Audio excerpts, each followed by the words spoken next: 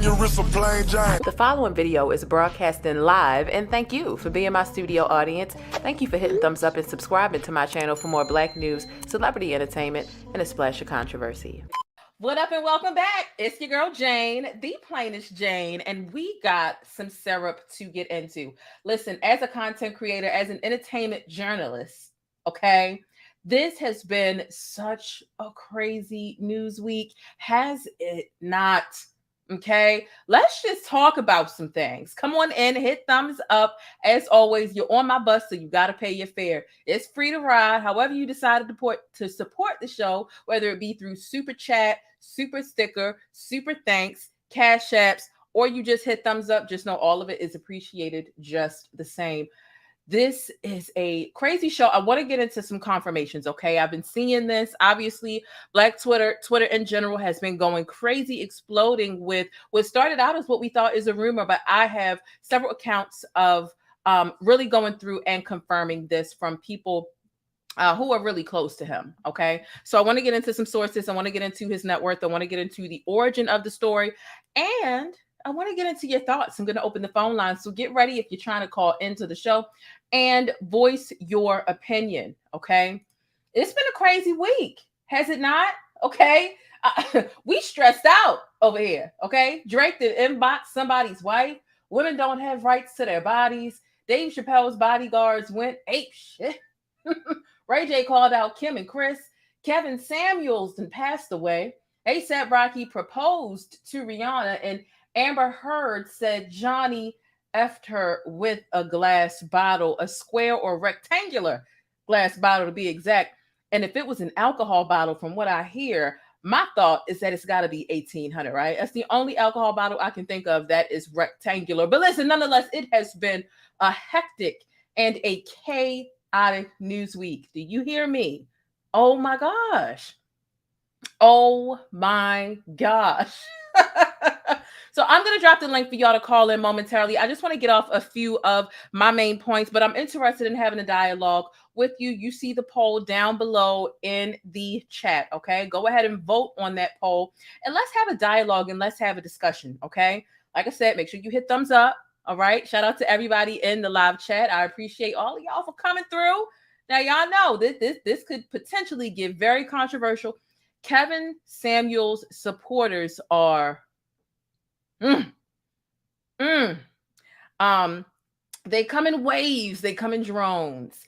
And I think that a lot of them are going to be really upset today, and they are really upset and looking for some way to get out their frustration when it comes to people who just aren't rushing to be openly sad and going out of their way to somehow memorialize Kevin Samuels. So listen, I hope that you're feeling all right. As I always recommend in each and every one of my videos, you make sure you done tapped into your mental health, your invisible problems, whatever your spiritual warfare is. You have no business dibbling and dabbling and things like this unless you've tackled your own issues and what's going on in your world. Okay. Shout out to my new subscribers. I really appreciate each and every one of you. If you haven't subscribed already, listen, consider subscribing. Okay. I know you didn't already hit the thumbs up button, and I know you be digging a vibe over here with your girl Jane. You're always spilling the syrup. So let's get into this intro. Let's get into my thoughts, and then I'm going to open the phone lines because I want to hear from you all as well. Okay. What a day. The plainest Jane. This is one of my favorite comments here. She says, I loves me some black, and she said, loves me some black news. She says, is it just me, or does anyone else get tired of seeing people that don't look like them delivering info about them day in and day out?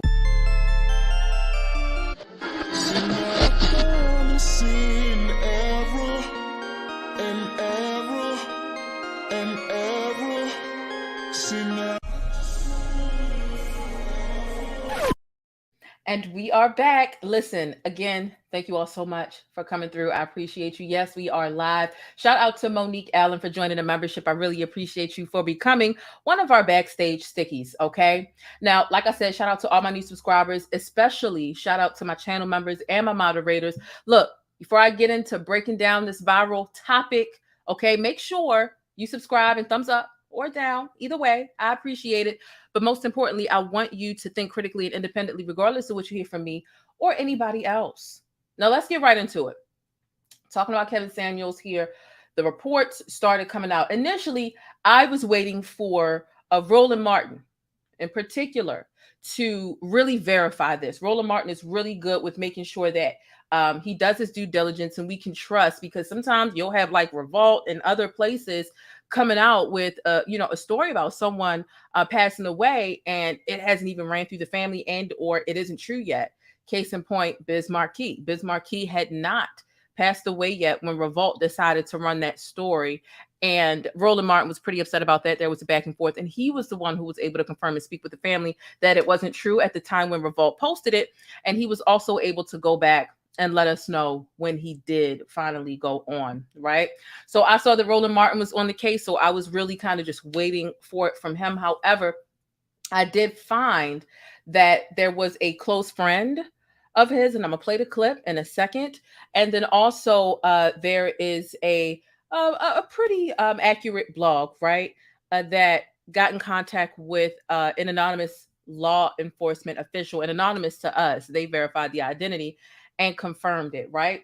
Let me get into someone who was a close business colleague of his, and then we're going to get into, because I saw some people kind of going live before it had been confirmed, but at least they prefaced it with this is a rumor, let's talk about this rumor. But I didn't want to jump the gun, so I'm glad I waited until it was confirmed from a frat brother and another close associate. Okay, so let me just start off with the frat brother, and then we're going to get into his associate. Okay, now this is his line brother. Let's go ahead and read this caption and see what it says. You can see Kevin Samuels, he's dancing.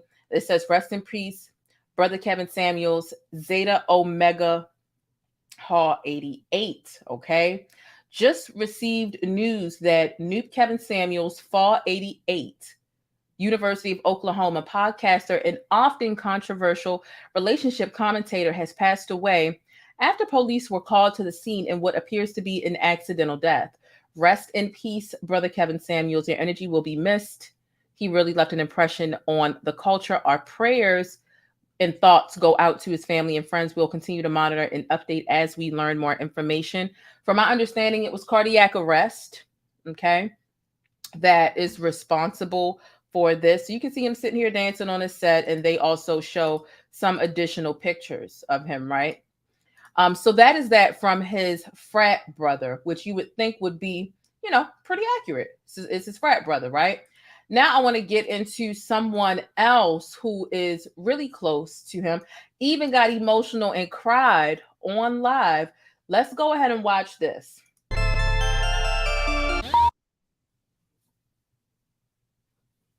He has passed, guys. It's confirmed. I have 100% confirmation. Okay? I have 100% confirmation that he has passed away. So there he is, celebrating life. This was his last celebration of life. These are videos. I'm not playing these. I just want you to see the picture of his last celebration of life. It is confirmed. Kevin has died. Okay? Stop asking who, stop asking what. You will find out. It is going to come out completely, very shortly, everything. He has passed, guys. I'm in shock just because I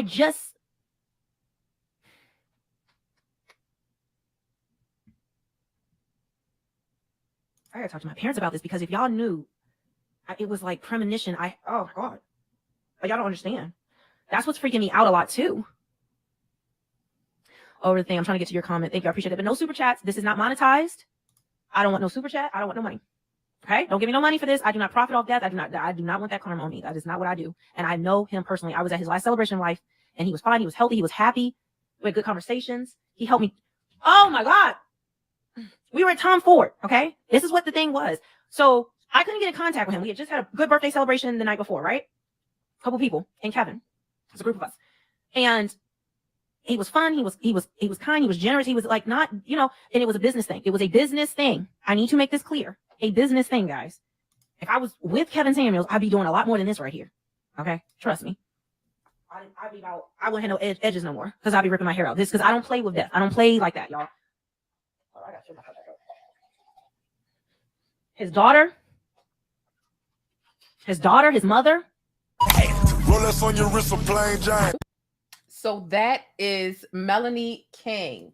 And Melanie King was a very close associate. They had a relationship behind the scenes, and she made it abundantly clear that it was just a business relationship. Okay. So they did have a professional relationship behind the scenes, and there's more that she said that I wasn't going to clip. If you can check out her channel if you would like to watch the entire video. She might even still be live. She'd been live for hours at a time. When she first went live, she was live for a while. It wasn't confirmed, right? But then she started making calls, and she got a call back in the middle of her live. And I didn't capture her crying in this clip, but she was kind of like in shock, going through just talking, and she did cry. They went to Tom Ford. They had matching leather jackets, and he encouraged her to wear pearl earrings. And she's like, I've been wearing pearl earrings lately because he said I should be representing myself like a classy lady. He said I should be wearing my natural hair. And she was taking a lot of his advice. He was giving her a lot of advice, saying that, girls, women needed someone to look up to, and that they're not going to listen to him. So you can check out that whole video if you want to.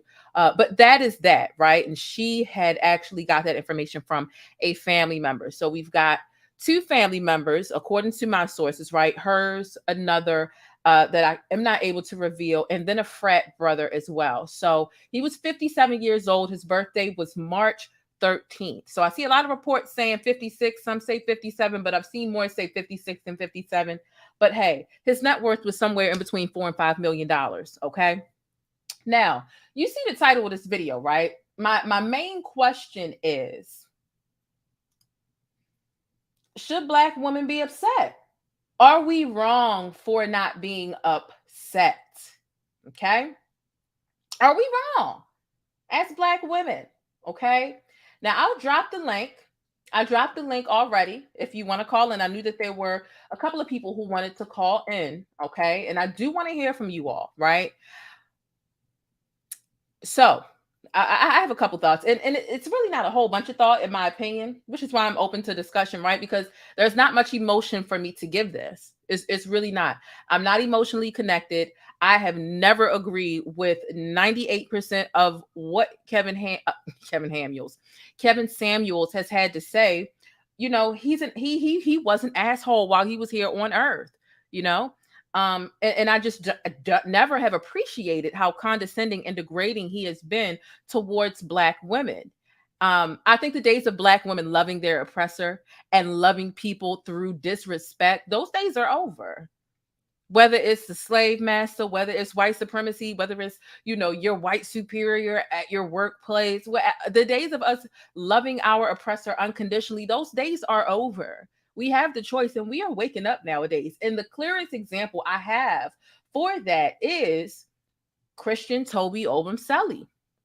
That was a beautiful time, right? Not in the sense of what happened to him, but the unity that Black women had to come together collectively and be like, you know what? This ain't my fight. And so, now don't get me wrong. There were some people that were gloating about it, right? But there's a difference between just sitting the fight out and celebrating. Two totally different things. And somehow, even the woman like myself who decided to just sit it out, to be less than 7 on a pH scale, less than neutral, just straight faced, and I'm sorry, like I have nothing to say about this. Somehow we still get blamed for just sitting. You should be advocate. Why should I advocate for someone who literally talks shit about women who look like me all day, every day? Why should I be using? Why are Black men who disrespect us so entitled to our emotions, to our time, our energy, or everything else? Why? How is that possible? Why are we expected to show up and cry and be sad to people who did nothing but disrespect us while we were here? You know what it reminds me of? This effed up dynamic between elders and youngers. It's like, respect your elders, but the elders aren't required to give respect, but you're expected to go out of your way to kiss the ass of elder folk just because they elder, but they don't give you any respect. It doesn't work that way. And it's the same with Black men, or just people in general, just people. If you disrespected me while you were here, or people that look like me, or Black women as a whole while you were here, why all of a sudden, because you pass away, I got to praise your ghost? Why is that my job? Why am I required to do that? Why are you expecting that from me? Respect the dead and respect your elders, regardless of what happened, regardless of the disrespect that was spewed while they were here, or the disrespect that you received from them, dead or alive. Why? Why? Let's shred that. Let's discard that way of thinking, because Black women, sometimes you would, the consensus is that we love abuse, and at some point we have to demand better. And sometimes we can demand better by just removing ourselves from abusive situations, by not rallying and championing about and for people who do nothing but issue us disrespect repeatedly. Not isolated incidents. I'm talking a well-established pattern. Break them damn chains. Some people say burn the cape, right? I'm not taking anybody else's, figure of speech, but the way that we came together as Black women when Christian Toby died by the sword that he lived by, his Snow Bunny princess, it's not my fight. It was beautiful because it was self-preservation. I am not extending my energy to someone who literally wouldn't even piss on my grave. I'm not doing it. And that's not me being disrespectful. Me saving my energy for me should not offend you. Now, it'd be different if I'm dancing on your grave, if I'm celebrating, I'm buying pom-poms and doing whistles and backflips. That's something totally different. But the nerve of Black men to come into the comments of Christian Toby Obumseli content and be like, y'all got some nerve to not be advocating for justice. How do we got some nerve for just sitting back with our feet up? Like just sitting on the sidelines. You're mad because I'm not getting in this game. That is a war. Black women are oftentimes on the front lines coming out to rally and show support. How come the people that they praised so much, how come those people are not responsible for memorializing this person that you want so much praise for? No.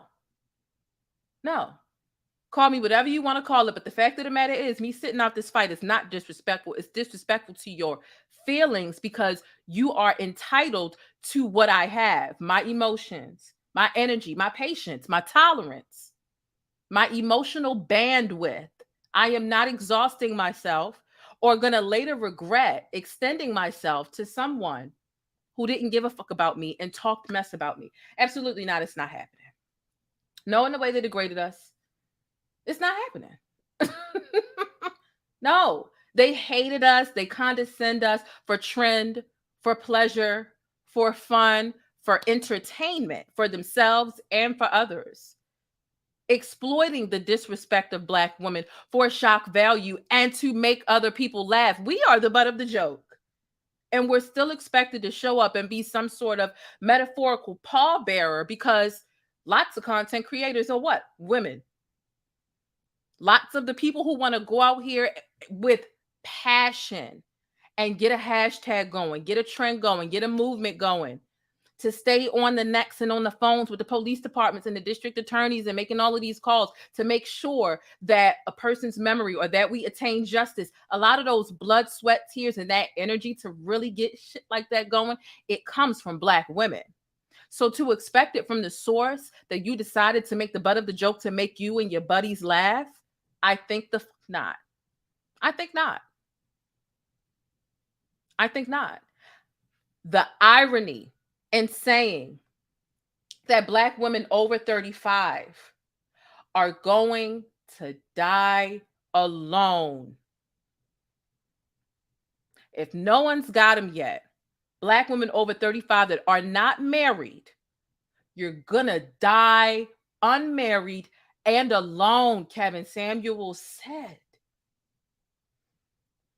Now, how did Kevin Samuels die?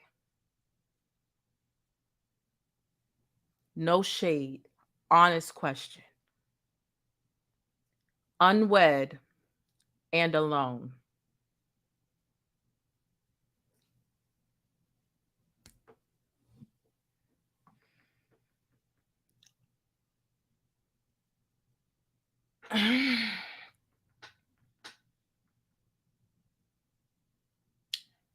Let that sink in. Let that sink in the room. That zinc, as black people say it. Let that zinc in. Words are powerful. Words are powerful. The question is, who's gonna be the leader now? Who is going to be the leader of the high value men? Their leader is gone. Is it gonna be the lead attorney? I nominate Dr. Umar Johnson just for the sake of comedic value. Dr. Umar Johnson is hilarious. He trolls 95% of the time, and I'm always going to get a laugh in anytime he's on. I don't care what he's talking about. I'm going to laugh. But honest question, though. Who's going to be the leader now? They said Future going to be the new leader. Good Lord. I saw some people saying the last people that he met were, or he brushed up against in Hollywood were Future and Nicki. And all of a sudden he's gone. More people were focused on the Future thing. They're like, dang, the people that come across Future, poof. I don't know. If you're esoterical and you follow all the people that Future meets, you know, it is what it is. I got a couple calls back here. Let me get to a couple of these phone calls. Let me bring up Gaston's World, and then I'm going to bring up I Am What I Am. Gaston's World, what is going on? You're on the air. How do you feel about Kevin Samuels? What's going on, PLAINESTjane? How you doing? I'm good. Thank you for asking. Good to be here this evening. I'm gonna be honest. Me personally, I was a little upset earlier about the news. Mm-hmm. And I think the reason why, you know, there's so much contrite with, you know, Kevin Samuels and his message and things like that. But quite frankly, content creators like myself and so many other black men just have never been heard. We've lived in a society where for the last 60 or 70 years, you know, black women were the loudest ones in the room. And, you know, if you weren't catering to the entire community or to black women specifically, then, you know, you got shut down, you got shut out, silenced. And, you know, just simply sharing your opinion was like, who you think you are to share your opinion? Ain't your mama black? You know, don't you have black sisters? Don't you?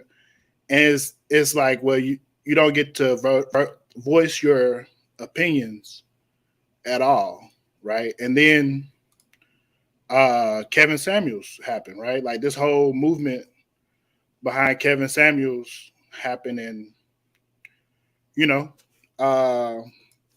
as a black man, I'm 32 years old. I live in Atlanta, Georgia. I'm from Atlanta, Georgia.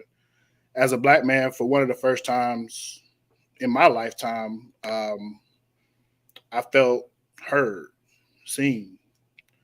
Did I agree with everything that Kevin Samuels said? Absolutely not. Some of the things he said were, you know, divisive, you know, meant to be entertainment, comical. Some of the things were hurtful, and I acknowledge that. You know, I'm not somebody who's just completely blind to other people's feelings, but you know, again, some of that stuff was things that we've all wanted to say, or you know, would you consider him to be like a role model to you?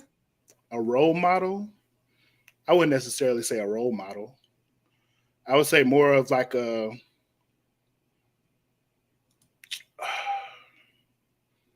opinion, right? Like just an opinion that we've never, you know, opinion that, you know, you can't silence it, right? Like you can't say this wasn't, nobody heard you, nobody felt what you were saying. Like, no, the whole world did. So, or a small community of, you know, mostly us black people did. And so can you give me an example of what you agreed with when it came to his rhetoric? Something that I personally agree with,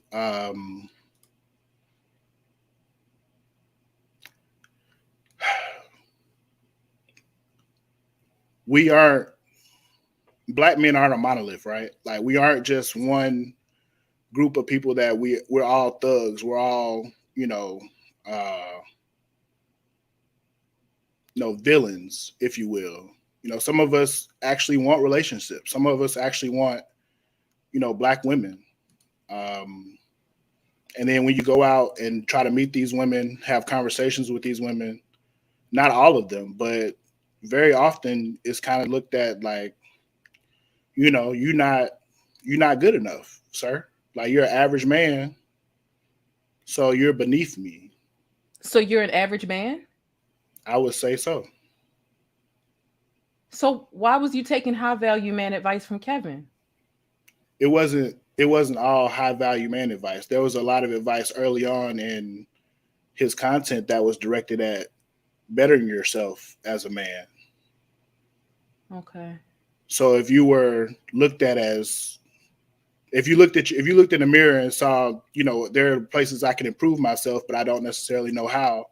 A lot of his early content was, these are ways you can improve yourself. So. Can you give me an example? It's very vague. Okay. If you go back to some of his early content, I know you know your way around a YouTube page. If you go back to some of his early content, just put a suit on, like carry yourself better, get a haircut. Don't own just sneakers, right? You're a grown man. You should be walking around as a man, not necessarily like you're going to go to the gym or play a basketball game. Like, it's okay to look like, it's okay to, it's not like, oh, you're going to church, or, oh, I'm a professional. It's just be a man. And like I said, a lot of that early conversation was that.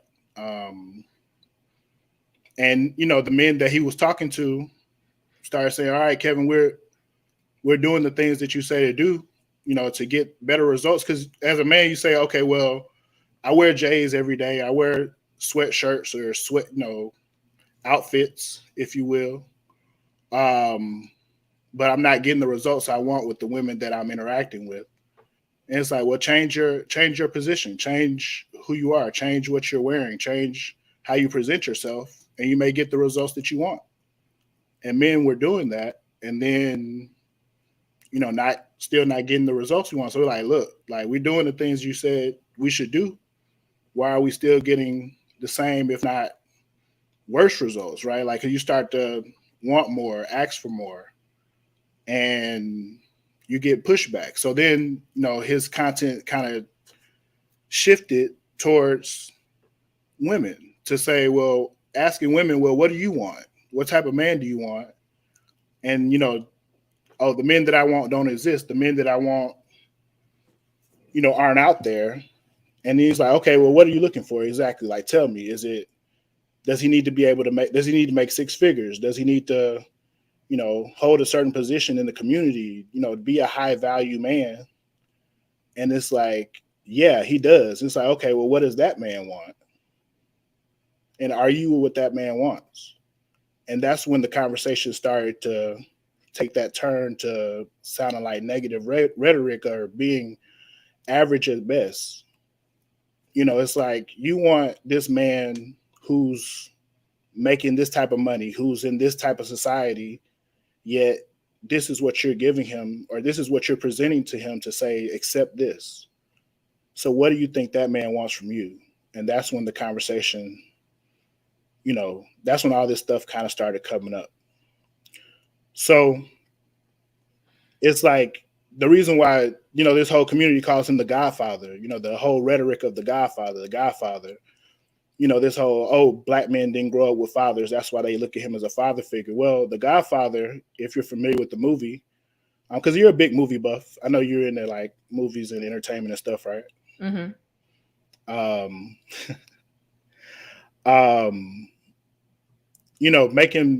Making people an offer they can't refuse. If you say you want a certain thing or a certain outcome, then you need to present what you want. And if you can't present that, then maybe you need to look at what you really want and decide, or ask yourself, is this something that I'm deserving of, or is this something that I qualify for? And that's not just, oh, go ahead. would you say so you said Kevin Samuels basically gave you advice to get a haircut, have more shoes than just sneakers, and to have a suit. So he helped you like look better. Like that's very vague stuff, but would you say he helped you become a better man? Me as an individual, yeah. Okay. To not down myself, to not think that I have less value than I actually have because I'm not getting the results that necessarily I think I deserve or want. Yeah. Um, because so many black men think that we have less value than we actually have, whatever profession we may be in or whatever societies or groups that we may run in, you know. Oh. And, like yourself, I'm a content creator as well. So I have conversations with people here often. And so often the conversations are more like, well, I didn't know I could ask for that. I didn't know I could, have that expectation because I thought I just get what I get. Does that make sense? I mean, I understand that you have I understand you have an opinion of him as an individual, but more so the message, I think, to tell people that they can respect themselves, to tell people that, especially to tell people that they can respect themselves, like a lot of that stuff is common sense. A lot of that stuff is basic stuff that, your parents tell you to respect yourself and to have nice clothes. Like, so, I mean, that's not really. You from Chicago, right? No, I'm from Baltimore. Baltimore, even better, right? I'm from Atlanta, Georgia. You're from Baltimore. We both grew up in predominantly black communities, I'm assuming. And I'm sure that you went to school with or shared space with people who didn't necessarily know what value they had in life, regardless of who was telling them as a child. When they became men or women, they didn't know what necessarily what value that they had to society, because society told them their whole life they were less valuable than the rest of society.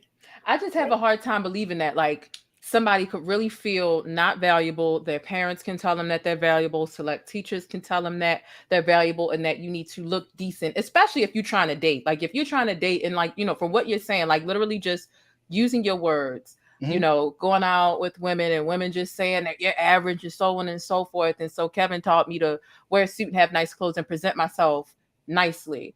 I just find it difficult to believe that out of all the people who would have told you that in life, the little bit of common sense with, that comes with wanting to attract a partner or a mate, that you really stumbled across Kevin Samuels, and that's the person who helped you to understand that you need to have decent clothes and to not think of yourself like shit. I just find it hard to believe that Kevin was that saving grace. I mean, yeah.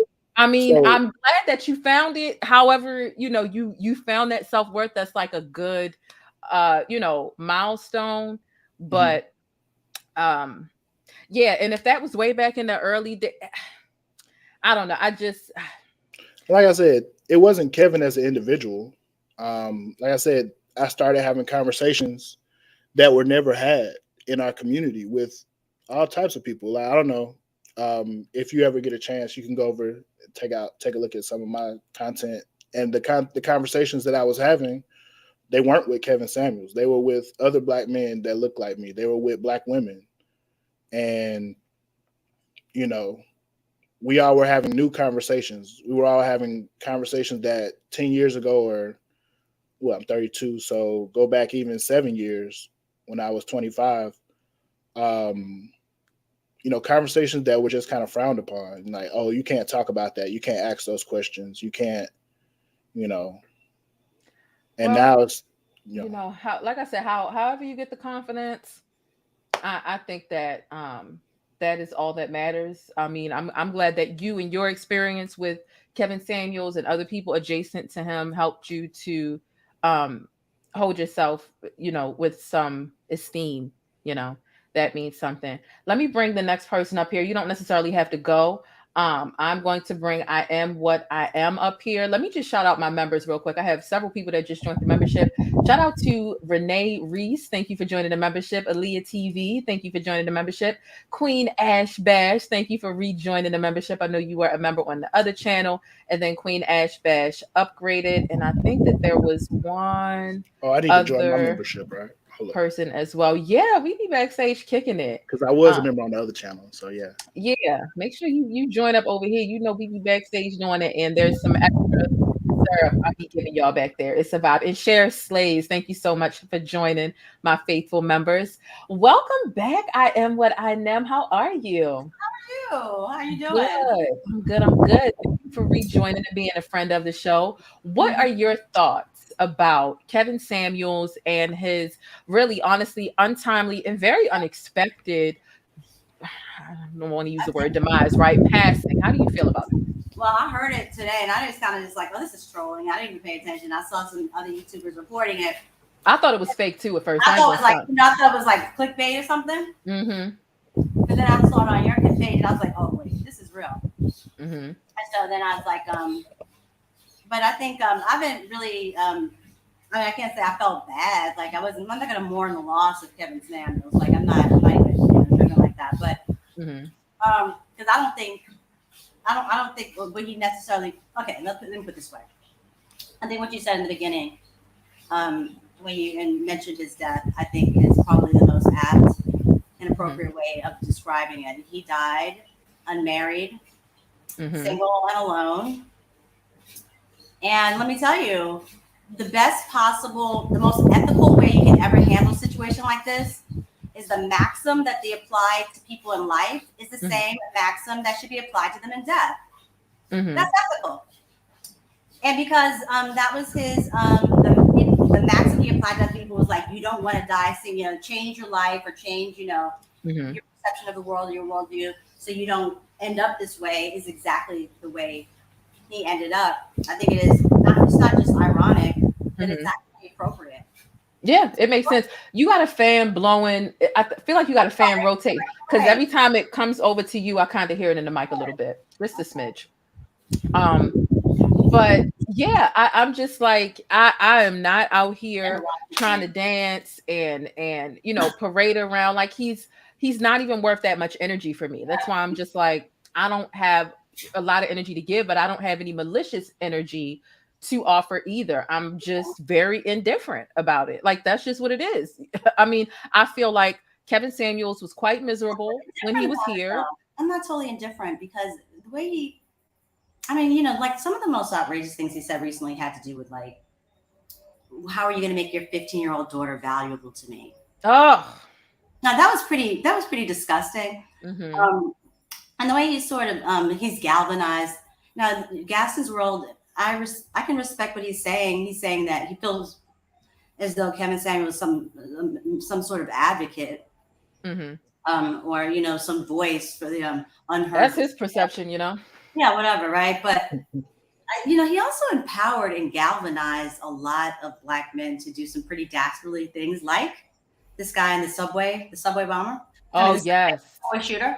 New York subway shooter a couple of weeks ago, and just to justify all sorts of behaviors. Hey, me and Nikki went to school together. Hey, Dr. Yeah, we went to school together. So I'm happy to see her on YouTube. But yeah, Sunny, it's like it was really a mess. It was like, so I can't. I'm not sad to see him go. Like I'm not. No, I'm not. Yeah. I'm not like if I'm the prey and an apex predator. Like why? I'm like I was like an antelope mourning the loss of a lion. Like I'm not doing that. I'm like okay, bye. Like after he was like as regal or I'm like, how would he feel as a lion? But what would be his reaction if it was one of us? I mean, he oftentimes very openly would it wouldn't even seem like it was a joke. He would just say, "Listen, you're gonna die alone. You're gonna die alone." It was also his body language. It was so confrontational and defiant. Yeah. And it was actually it seemed it's a malice. There was an underlying malice to the things he said. It wasn't loving. It wasn't empathetic. There was no compassion. She was pretty gross. Yeah. And that's the reason why I'm like, I'm indifferent. I'm not sad about it, but I'm also not happy about it. But I think that it does start a pretty interesting dialogue about this way of thinking. And it does remind me of Christian Toby Obenselli. For me, Kevin Samuels gave off a lot of, and not that there's anything wrong with it, right? But for you to focus on heterosexual relationships and telling women what they need to do in order to get a man, specifically a high value man like you, as if you're even interested in us. That's not what it was given. It wasn't given you're interested in Black women. It wasn't given that you were even into women at all. I'm so sorry that camera slipped with that man in your bed, the nervous laugh, the new home he had just moved into. He had just gotten a security camera set up and he accidentally clicked the wrong thing. Listen, you're not into us. We could tell in your posture, we could tell in your body language, and there's nothing wrong with that, but you not living in your truth makes people hold on to the suspense and the zest that we see surrounding you. Not to mention, the only time that we really seen women all up on them were some young little 19-year-old looking white college girls. So, and it was like, it was awkward. So it's like you giving all this advice to Black women about how to get a man like you. Whole time it doesn't even seem like you can get with a Black woman. You know what I'm saying? Like you get around these young, super young white girls because they fetishize you, and there's a mutuality between what y'all want from this exchange. And who you don't like.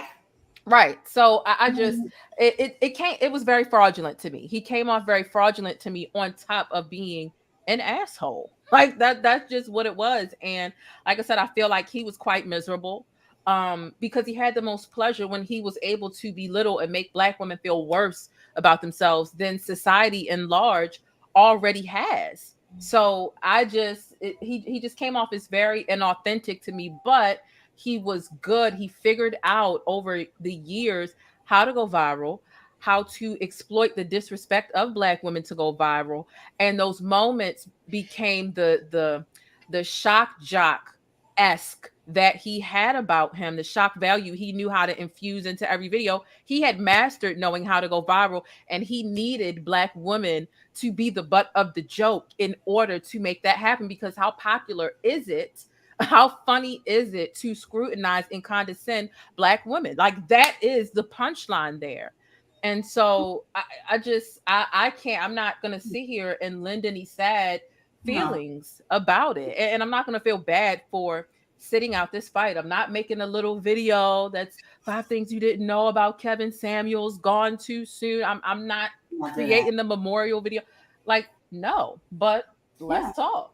Like, and I feel funny. My background is really weird right now because I feel like I've never taken a video like in the dark. I feel like this is my tribute. You look great all the time. You look fine, and they keep complimenting your earrings too. Let me bring the next person on. You all can stay. Or what is going on? Are you here? Are you here? I know you were anxious to call in. Hey, Jane, can you hear me? Yeah, I can hear you. Hey, sister. What's going on? What is your thoughts? It's life. I want to talk about a lot, actually, but I'm a. Oh, you're breaking up a little bit. Uh-oh, you just went out. Her phone went out. Let me thank Dr. Nikki NPW Proctor for the $20 super chat. I've got another channel member. Oh, I think her phone went out. Thank you so much for becoming a member, Diva with a Voice. I appreciate you. And I see that there is another $20 super chat from Dr. Nikki Proctor Walden. He was a great smuggler. That was funny. There was another person back there that just dropped off. Okay, so she's back, but she's getting her camera set up. Are you back? You ready? Fior? Okay, she's still getting settled in. But yeah, you know what? I just feel like, look,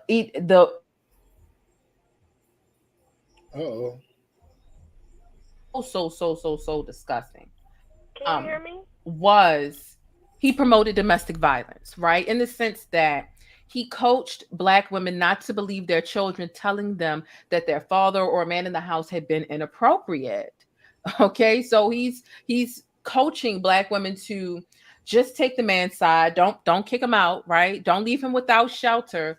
Don't believe your child. This is passing down generational trauma. This is something that's been done in the Black community time and time and time again. When someone goes to their parent or their guardian about some sort of sexual abuse or misconduct, is swept under the rug. You're not believed.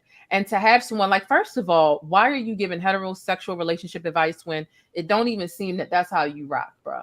Then you're giving advice about not believing children when it comes to someone touching them inappropriately. Like, who are you? Like, who told you?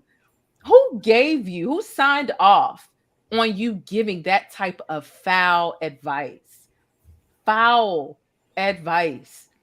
It's just eerie to me. Shameful. Okay. Shameful. So that's just I just can't do it. I just can't do it. What was his position on female reproductive justice? That's a good question. I don't know. I do not watch him.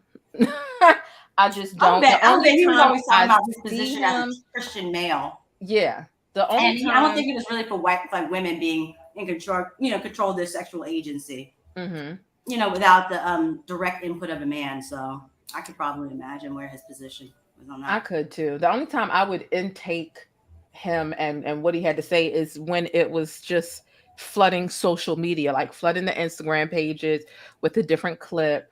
For example, he was the one to expose the letter from like Willow wrote Jada back in the day. And when he says something that's really asinine or something that really goes viral, that's the only time when I'm able to see what it is that he says. Other than that, I just So as a collective, like, you didn't really like consume too much of his content like that. No. It's and you would ban you from your channel if you had a doctorate. There's nothing conducive about his content. There's nothing conducive about it, in my opinion. It was always, people say, oh, well, you just can't get past the delivery and that's why you can't get the message. Like, no, his disrespect got so much worse because he understood that putting that disrespect in there would get him more views. He wasn't worried about the message. He was worried about going viral and making sure he got more views off of the back of disrespecting Black women for trend, for entertainment, for sport. So, yeah, no, I didn't watch his stuff. Yeah, there were some instances in his content creation journey where he had like let's say a breakthrough conversation, right? Somebody gets on there and says like, wow, you helped me, meet my husband. You helped me meet my wife. You helped me understand, what I was doing wrong. And I changed that. And now I'm getting the results that I want. He has like over 1,000 hours worth of content. And I understand that, nobody's going to go back through that. Well, maybe some people will. And some people will. Some people are also glutton for punishment. So it just came to the point where, as Black women, to complain about the way he talks to women, and especially for the women who would call in. And it's like, he's not going to do anything but disrespect you when you call in, right? First thing he'll do when you call in and you don't agree with what he's saying, what's your dress size? How old are you? What's your height? Oh, you ain't married? Low value. You don't deserve what you want. I remember a time where he told a woman that was making 6 figures because she was a single mom that she didn't deserve a man that at least made the same amount of money as her because she was a single woman, wasn't a bad looking woman. You don't know what the circumstances are. Like, what type of stigma are you perpetuating that already exists in the Black community? The Black family dynamic is already fractured enough as is, and a lot of it is out of our control. So who are you to judge single mothers and Black women who are doing what they need to do? Single mom making 6 figures and then to belittle her. So it's like, Black women, stop calling in, stop watching, stop allowing your spirit to be so disgruntled with him spewing his madness. Mind your mental peace and don't click on that shit. And I live by that. And I didn't click on that shit. Hey, real quick, if y'all haven't already hit the like button, man, do that. You know, I know some of y'all be forgetting when y'all come in, hit the like button, man. But a lot of times the conversations were, what do you want? You know, to the black women who did call in and ask, or, you know, ask for advice, because I'm not getting the results that I want. I'm not getting the men that I want. And you say, okay, well, what do you want? And a lot of times that's difficult to define, right? So, well, okay, let's define it. Let's find out what it is that you want. Let's find out what expectations you have. And more commonly than not, I want somebody who makes this amount of money. I want somebody who lives this type of lifestyle, who can support the lifestyle that I either live or want to live. And I don't think I should have to settle for less than that. And it's like, okay, so you say you want these things. What do they want? Or do you even care what they want? And then it's like, no, I don't. And it's like, okay, well, don't be surprised when you don't get that. And don't be surprised when the men that you could have, you know, had a productive relationship with, and you thought of them as secondhand, less than, say, okay, well, why would I want you now if I wasn't good enough, if I wasn't your first choice? And so that's really the keys to the conversations that he was having. I mean, every single conversation was a woman calling. I'm sorry to cut you off. Yeah, go ahead. Good evening, by the way. I'm sorry to cut you off, but that wasn't always. Good evening. How are you? Well, I'm happy to be up here with I Plain agree Jane. with some of what you said. That's good. I just want to say that part was never Kevin's rhetoric. That ending statement that you just gave about how women, he'll say, well, why wasn't this guy your first choice? That was never Kevin's rhetoric. Right. And I'm gonna tell this coming from someone who used to watch and listen to Kevin, right? Because I am an open-minded type of woman. I don't go with the wind. I don't listen to what the popular says and the least popular ones. I'm not that type of girl. I have my own mind, you know. So I did go in, try to check him out myself. And this is coming from a married woman with 2 children, and I make over 6 figures. However, a lot of the stuff that Kevin says wasn't always facts, right? Kevin was like that uncle that you would invite to the party who got on your nerves, right? Sometimes the messages stick, and sometimes they just didn't hit. And all the time he got on your nerves. That was Kevin, right? And so as a woman, this is my opinion. I'm not saying that for the men, but as a black woman, this is what I get from that. However, I am ambiguous. I am mixed with 3 different races. And there was a lot of the times where he would boost Latinas over African American women. And no one yet to speak of that with all the rumors going around and everyone's so upset that black women aren't grieving or sad. It's like, but did you guys remember all the hate he spewed to my skin color type of women? Now, my mom is 100% Italian. But if you look at me, you wouldn't even know it.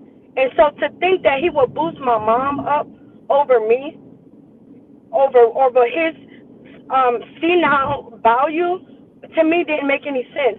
My mom is very much materialistic. My mom has a way of saying, if this man doesn't make X, Y, and Z, he shouldn't even be looking at you. You shouldn't be looking at him. He shouldn't be your type. Well, I'm the type of girl, I'm like, listen, I want what's in your heart first. We could work on your pockets because I bring my own table to the table. I don't need your money. But if you want money, I can show you how to get it. But my mom is not that way. She needs you all the way where you are. And she was a single mom who didn't get married until all her kids were grown. Like, none of what she did in life was what Kevin preached about. Like, none of that. And he said, oh, Latino women cook. And my mom never cooked. We were McDonald's babies. Always went to get chicken nuggets. Always went to get French fries. But this is something he boosts. You get what I'm saying? Making black women feel like they were smaller. We already are a minority on the planet. But you also want to make us a minority in the conversation? To me, as a black man, that is unacceptable. Secondly, I do feel bad. You know, I don't never rejoice over life being lost. You know, so I do, you know, somewhat feel sad about it. But I'm like, Jane, I'm not heartbroken. I'm not hurt about it. You know, like, I'm not feeling like, oh, we really missed out on something big and something great. He might have had maybe 2 or 3 different topics that I kind of liked, kind of listened to as a married woman. But if I was a single woman, I would never listen to Kevin. And that's just coming from me. You know, I just feel like a lot of times our black men don't want to hear what us black women have to say. And then when we don't agree with you, it's an issue. But it's like, won't you guys hear us out first? Won't you try to hear and understand why we don't like Kevin, why we have such an issue? To me, I don't care if I don't know none of these black women that he talked to. They're still my sisters. Same with the black men. I don't know any of the black men he speak about. They would still be my brothers. So if he ever belittle any one of y'all, it would hurt me. Why don't our black men feel that way? That's the conversation we should be having. But that's really all I have to say, for real. And I don't mean to take over the conversation, thePLAINESTjane.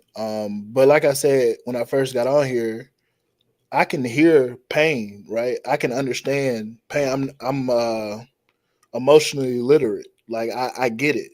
You know, somebody says something that hurts you, somebody says something that makes you feel small. You know, you don't particularly have, you know, the fondest thoughts of them. I get that. And so should black women be upset?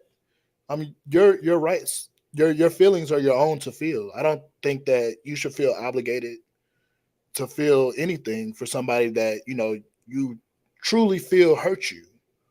You know, but like I said, you know, you said you're a married woman. Your husband wanted something, right? Like your husband decided that you were the woman he wanted to spend the rest of his life with. And, you know, you got the result that you want. So it's like, that's not true. You know, I decided actually that he was the man I wanted to be with. And I don't think you guys understand that most of the time that's the way the world works. Men want all different types of women. Sometimes they're looking at our physical attributes. It's the woman who makes the decision whether or not we're going to give this man the time of day. You understand what I'm saying? Let alone let him choose if I'm his wife. When God created me, he said I was already a wife. He already made me that way. He already put in me what I already needed to be a wife. So a man doesn't make me a wife, and he doesn't take away from me being a wife. You get what I'm saying? I'm just being honest. It just depends on what husband the woman wants, what husband she chooses to have. You proposed to women already come with these qualities. It's the men who are lacking. I'm sorry? I'm sorry. I was just asking, did you propose to your husband? I didn't have to. What I meant when I said I chose my husband is I let him know what I wanted. I let him know I would be willing to marry him. These are conversations that are being had in the very beginning of time. Because if we think about it, men from day one, they already know if they're going to take you seriously or not. Well, with us women, it's not from day one. We need that mental together. We need to know that you are all the way ready, loyal. You understand? That's why I said women choose the husband. What I mean by that is she has a lot of men sitting at the batting cage, ready to take the first base, ready to get the second base, ready to get the third. We are making that decision on whether you make it to the next base or not. So whether a man say, oh, well, I want to marry you, doesn't the woman have the choice to say yes or no? Absolutely. So then, again, he doesn't choose his wife. She chooses him. She decides if this is someone she want to take to the altar. And I don't think you guys understand that. Y'all don't give us women enough credit for that. And that was my issue with Kevin. It was like he always made it seem like a woman had to be prepared. She had to be this. And no, the men have to. Women already come with the knowledge they need. They already come with the nurturing side of them. They already come with the loving side of them. It's the guys who really need to be molded. To me, I would have respected Kevin more if instead of him coddling y'all in y'all BS, he would have like really taught y'all some things, really put y'all on game about this system we call life. But instead, he always made it about women. I mean, he always made it about women being the fault. Like one time I heard him talk to a lady, and he was like, this is a man's world. Men have to build the houses. Men have to put the concrete on the roads, and it's men building up the cities. And I said, well, wait a minute. Don't it take a woman to birth a man before he could even build the cities? before he can even construct anything? So wouldn't that mean that the man at one point needed his mommy? That the woman is necessary first? Because that's the circle of life. Men don't give birth. Men are not choosing whether or not we have kids here. It's the women. Without a woman, there's no male child. You know, and that's all I wanted to say. I'm curious if your husband is around to agree with the things you're saying, and not necessarily that you're wrong, but just some of it sounds like, you know, your opinions alone as outside of your marriage, because it's just, you know, you know, we're all individual people, right? We have our own opinions, we have our own thoughts, but a lot of times when you do get married, when you do make that commitment to somebody for life, you know, your opinions change, right? Like you have a different outlook on life. And so I'm just curious to know if, you know, your husband would be available to join you in this conversation. My husband is asleep because he's a professional boxer and he has to get up and train in the morning. However, if he was right here sitting with me, listening to me, he will absolutely know that I mean what I say and I say what I mean because he respects how I feel. Now, you may be right. He may not agree with me on everything, but again, that's once again you using that logic that men have to agree with a woman before she can think or say or feel certain things. That's I not tell what my I said. husband exactly how I feel, just like I'm telling you right now. I mean, you said you would wonder if he agreed. Right. That's what you said, right? I didn't say he had to agree He will with you only agree with necessarily, some of though. what I said. Like I said, we're all You said I entitled to would feel. wonder if he agreed with you. Go ahead. I'm sorry. I'm sorry. Can you hear me better? Yeah. Okay, I'm sorry. I was just saying, like, with me and my husband, we have these type of talks. Matter of fact, we have these type of conversations with my kids. You know, because I feel like this is a man's world in terms of the way society believes. When women are raised, like especially black women, see, I'm different because my mom is not black. But a lot of my friends that I know, they can tell you they were literally born and bred to be a black man's footstool. If he cheats on you, stay. Still work it out. If he doesn't take care of you, figure out how to help him. Do X, Y, and Z. Right? You don't never give up on your man. You don't never do that. And then it's like, where's that logic when it comes to us women? Because men, if you cheat on a man, he's automatically going to desecrate you. He's done. He's done. But with black women, we are told that we have to be by our men's side no matter what, whether we agree or not. But our men don't think the same about women. And this is in all cultures. But I'm really speaking about black more specifically. Because Kevin really, like, he put our culture down further, except the black man. He will make the black man feel like king, but make the black woman feel like scum. You get? That's why you feel the way you feel about us not relating to what Kevin has to say. And like I said, this is coming from someone who has listened to Kevin. There was things he said that I did agree with sometimes, and there were some things I did not agree with. You know what I mean? And that's just life. We're not going to always agree. We're not going to always listen. I believe this, right? I believe you can learn from each and every individual on this earth. I don't care if they're bums. I don't care if they're poor, homeless. I don't care if fat, skinny, black, white, Mexican. I don't care what you are. I don't care if you are a child. Each one of us can learn something from every human on this planet. So Kevin may have spit some jewels here and there. He may have a lesson he could have taught to a few of us, but it was never all his lessons. It was always his personality and his character that threw the message off. I have a question for you, and I'm I'm sorry, thePLAINESTjane. What are some of the things that you say there were a couple of things you did agree with? I'm curious to know what was that. Okay, for one, he was talking about one woman came in and she was describing how she feels when she noticed that her man likes on different Instagram models' photos and how he looks at other women on social media, bases him spending time with her or, you know, taking his attention away from the phone to give to her, he wouldn't do. And Kevin said, well, listen, instead of whining and complaining about what is not going on, why don't you do something about it? He said, first of all, get your fat ass off the couch, go to the gym, work out. And I didn't agree with him calling her fat. But like I said, he's like that drunk uncle at the cookout who you can take something from, but you don't like the way he gives it. I don't like the way he gave that message. However, he said, get off the couch, go to the gym, work on yourself. Go get you a job that makes better money so you can feel better about yourself. Do things that make you, go cook. Do something that makes you feel happy.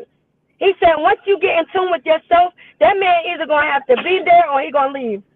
You get what I'm saying? And I agree with that. I totally agree with that. I'm not going to whine and complain about my man looking at other women who I know probably definitely more attractive than me if I'm not going to do anything about it. You know, I definitely agree with that. But outside of that, like everything else he gave, it's the way he gives his messages that make people turn him off. I agree. And my whole thing is like, listen, how are you? Like, imagine anybody calling themselves an expert at something that they aren't even able to do their goddamn selves. Like, imagine me being terrible with makeup, but being a makeup enthusiast and teaching other people how to put it on, but I can't even do it.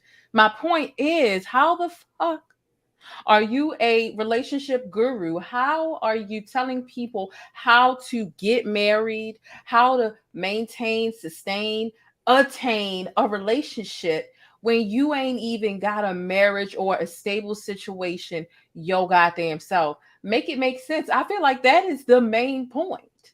Like you want I can make it make sense. Sure, go ahead. We'll try anyway. I'll try. Like there's no right. way I give it my best shot. I give it a Baltimore shot. Are you in therapy? Mm-hmm. I'm in therapy. I'm a veteran of the United States Army. So I've been through some things myself. I'm just curious if you're in therapy at all. Mm-hmm. If you found out through some outside source that your therapist was in therapy because they had some trauma they were dealing with, would you then decide that they weren't qualified to be a therapist? No one should be exempt or judged because they get therapy. Even your therapy, even the same way your doctor got to go to the doctor, right? Your therapist needs therapy, mental health as well. Absolutely. And that's not to say that Kevin Samuels is a therapist per se, but if just to say that someone isn't perfect or someone may have made mistakes in the past doesn't necessarily mean they can't speak on ways that you can improve your own outcomes. So just to answer that question. Yeah, no, that's not relative to marriage. How are you telling people how to find a partner, a long-term partner, a legitimate, solidified spouse, and to maintain that when you aren't even able to do it yourself? That's like your parent who smokes cigarettes telling you to not do it, but they don't even know how to quit. No, right. It's not the same. It's not the same. Now, it'd be different if you were just like, for example, let's say Steve Harvey, right? I would even accept relationship advice or respect relationship advice, right? From a Steve Harvey rather than a Kevin Samuels, because although Steve Harvey is divorced 4 times, he's still happily married now. He fucked up several times, but he did find some love and he's still in that love. But he's not a single man that hasn't been able to settle down with someone and then trying to give advice. Kevin Samuels was making $900 a month, fronting online like he was in corporate America, working in a call center, lying about his value, fronting, capping, right? And then self-proclaimed relationship guru, a relationship-less relationship. How are you teaching me how to find marriage and keep marriage and a spouse when you can't even do that for yourself? Again, I'm not walking into Sephora or MAC to get my makeup done by somebody who's fucking busted and can't even put on their mascara or their lipstick, because how are you an expert at this and you're teaching me? No. It's not making no sense. That's the biggest point for me. I think you're a sports fan, right? I agree. Oh, Jamal, your sound work. My bad. Jamal, you there? Oh, y'all can hear me? Yep. Yeah, y'all can hear me? Yeah. Okay. No, well, first of all, thank you. I'm glad to get a chance to speak to you, Queen. And so obviously, before I even get started talking about Kevin, the fact that I'm a member on your channel and not his, I feel like you speak for me a lot more than he do, because he's kind of a Black elitist. So I don't necessarily have a dog in the fight in trying to defend him, and I'm not part of the manosphere. But I do want to, however, say that I think that, I guess his appeal is the fact that he says what a lot of men aspire to get rich so they can have things that, they ordinarily wouldn't be good enough for. And then on top of the fact now, Kevin has, I guess, a really good way. He's very classy and elegant. He kind of reminds me of my dad a bit. And so a lot of Black men, we don't see that enough. And then he has the nerve to say things to women that a lot of guys wish they could say. And, basically giving them about how a lot of women all want the same kind of guys, as far as like the basketball player, the rapper, these guys. And he's saying, look, and I want a guy that's over 6 feet and he has this. And it's like, look, it ain't that many of these guys. And you're competing against a whole sea of women. Black men are out here just going crazy with women of other races. I have mixed women kids too. So it's like, you got to be realistic. You can't just be living in a fantasy. That's about that's what he did do. The other stuff, I feel like I almost made a joke that him and Sin G are on some COINTELPRO shit, because they both have the same agenda to cause great division and to make sure that, because how he disses professional Black women is beyond me. And I don't really know. I never got a chance to ask him, what is your high value woman? How are you going to sit up here? Because I deal with mental health issues. So the last thing, I'm glad as hell that the last woman who helped me deal with my mental health issues wasn't in the damn kitchen with her husband, because otherwise I might be even more fucked than I already am right now. But I think that that's really the issue to me, was that who do you like? Because all the women who you would ordinarily be quality women, you just insulted those. There's perfectly decent women out there, and on top of the fact, do you want some young teeny bopper who know nothing at all about life and saying because she got tits and ass that she's marriage material, but some woman with an education who knows how to do something and has raised a child before don't know how to be able to be a wife material? So that I never could figure out. But, and again, he spoke for the high value men. I'm not so yeah, maybe Gaston would have to help me. He might be a high value man, because I don't know. I think to I the can't point speak for that faction of the Black community, but I think to the point of wanting a young, inexperienced, person or woman over a more mature or a seasoned woman with education, the difference is you are able to control and potentially groom a younger woman that's wet behind the ears. She's 19, 20 years old. She barely has any independence under her belt. She doesn't know anything about life. It is easier to control, she's not used to saying no a lot. She's enamored by this being her, first potential situation where she can spend the night with you as many times as possible. Y'all might move in real quick. You might be buying stuff for her. This is her first real relationship.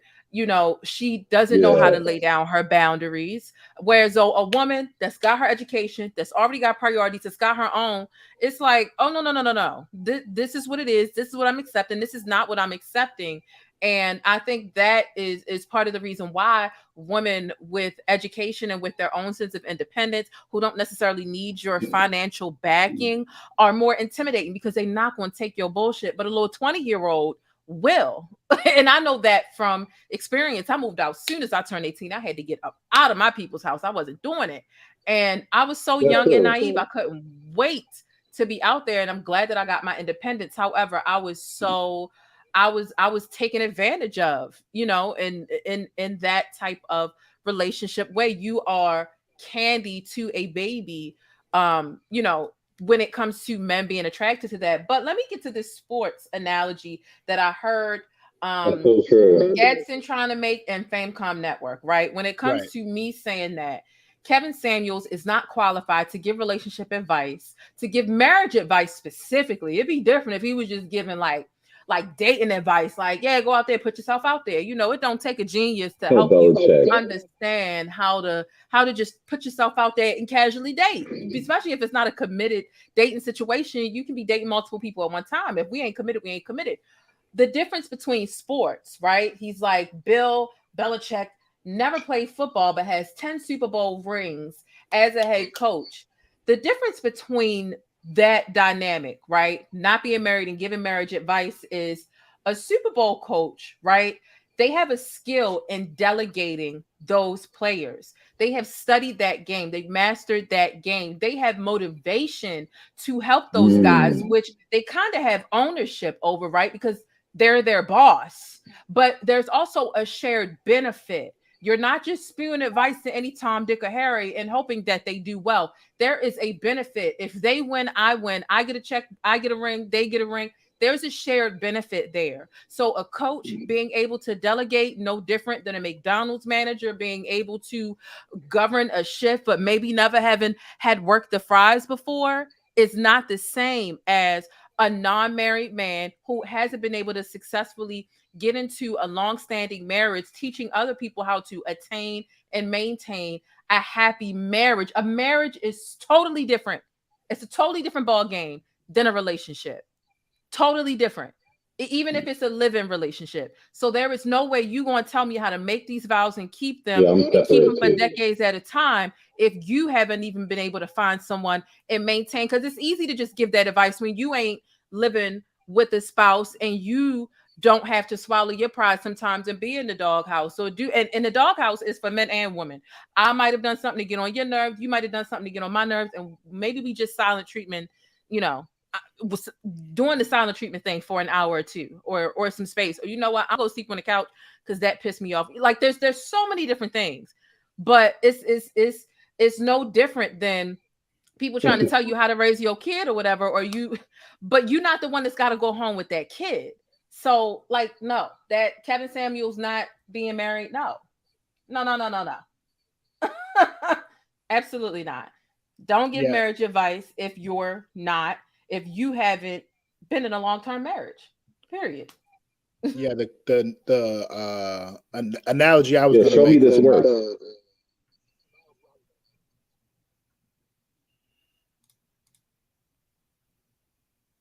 Go ahead, Gaston. So the analogy I was going to make was about Phil Jackson and how, he coached the Bulls and the Lakers. And, he had a Kobe, he had a Michael, but, they wouldn't have won those championships without his leadership. And so a lot of times I think what a good coach or a good teacher or a good leader does is not necessarily I'm the best at the game, so you listen to me.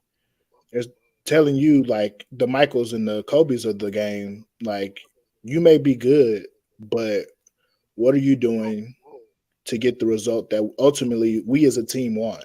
And you're right.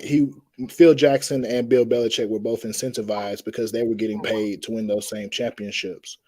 Kevin Samuels gets paid, or he did get paid for being on YouTube, right? That is not the same. That is not the same. No. Everybody that makes a YouTube channel is incentivized. So getting paid money based off of, that's the thing, because anybody can get on here. There are racists on YouTube, okay? And they get off by coming on here and calling black people niggas and doing blackface and stuff. They're also incentivized. Doesn't mean that their reward and their incentivization for that validates what they're spewing. No, it does not. No, it doesn't. It doesn't. And the difference between, again, a sports coach and someone giving out marriage advice is the benefit that is attained there. And to become a coach, you have had studied that game and passed several tests in order to govern, and there are different skills, in order to govern those players and gain ownership over those players. If you really want to give relationship or marriage advice to somebody like that, Give it to your kids and your nieces and your nephews. Those are the only people who you are qualified to give relationship advice to, specifically marriage advice to, if you haven't done it specifically. If you're doing basic stuff like don't accept no bull crap, don't let a man walk all over you, set down some boundaries, have an extra bank account. That is basic. Tell that to your kids. Tell that to your nieces and nephews and your young OGs in the neighborhood. But to qualify yourself to give long-term marriage advice when you haven't been able to successfully do that yourself, that is not the same as being the coach of a football team or a basketball team. It is not the same.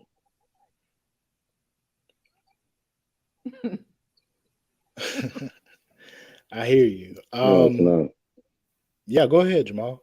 And if you lose as a coach, you get fired.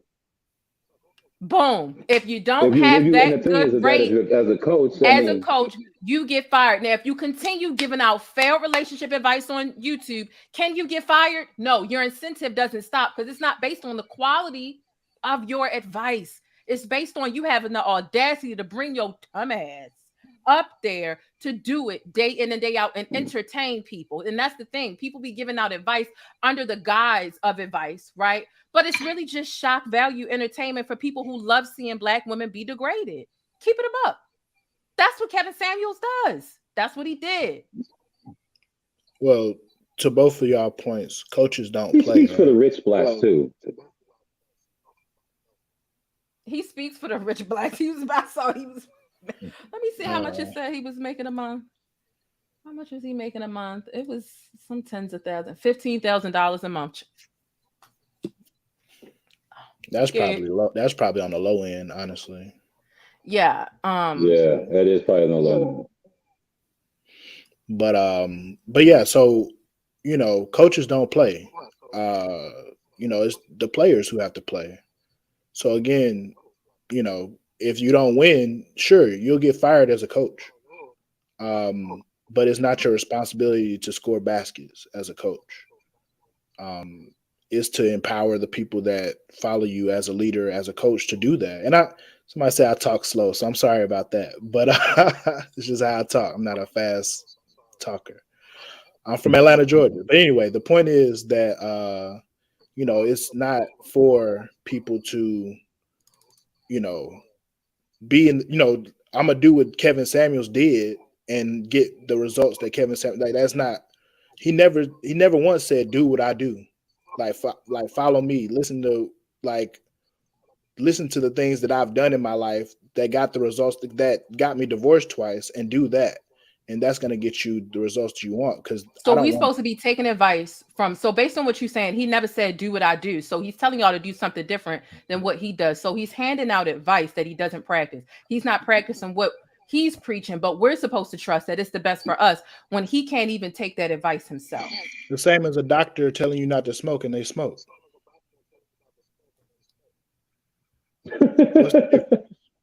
I'm serious. Like, you're laughing, Jamal, but what's the difference if a doctor smokes cigarettes and they tell you it's not healthy for you to smoke, or a doctor tells you you need to monitor your diet? You're right, and that's the thing, though. I'm sorry, go ahead. It's just true. No, it's true what you're saying. It's just that the reality is it's hard to, because when you start giving life advice and medical advice, you have to have something to show that you understand this, because you can really be sending people off. Like, that's not something to play with. I mean, he could sit there and tell you whatever, and you don't know what his life is, and he might not even like women. And that's the point. And you'll mess around, take his life advice, and Lord knows where you end up, cause all this division. And again, you don't know, there's nothing to indicate in his life that this actually works, or to him to show in his personal life what's going on. And that's the reason why what he did sometimes looked a bit fraudulent or disingenuous, because it's like, we don't know that this works. And so far, show me the high value men whose lives have improved, their kids are better raised, and they found better women based off Kevin Samuels' advice. I'm just not sure who these guys are. They might come out the woodworks now, but I don't know who these guys are. They're damn sure not Future.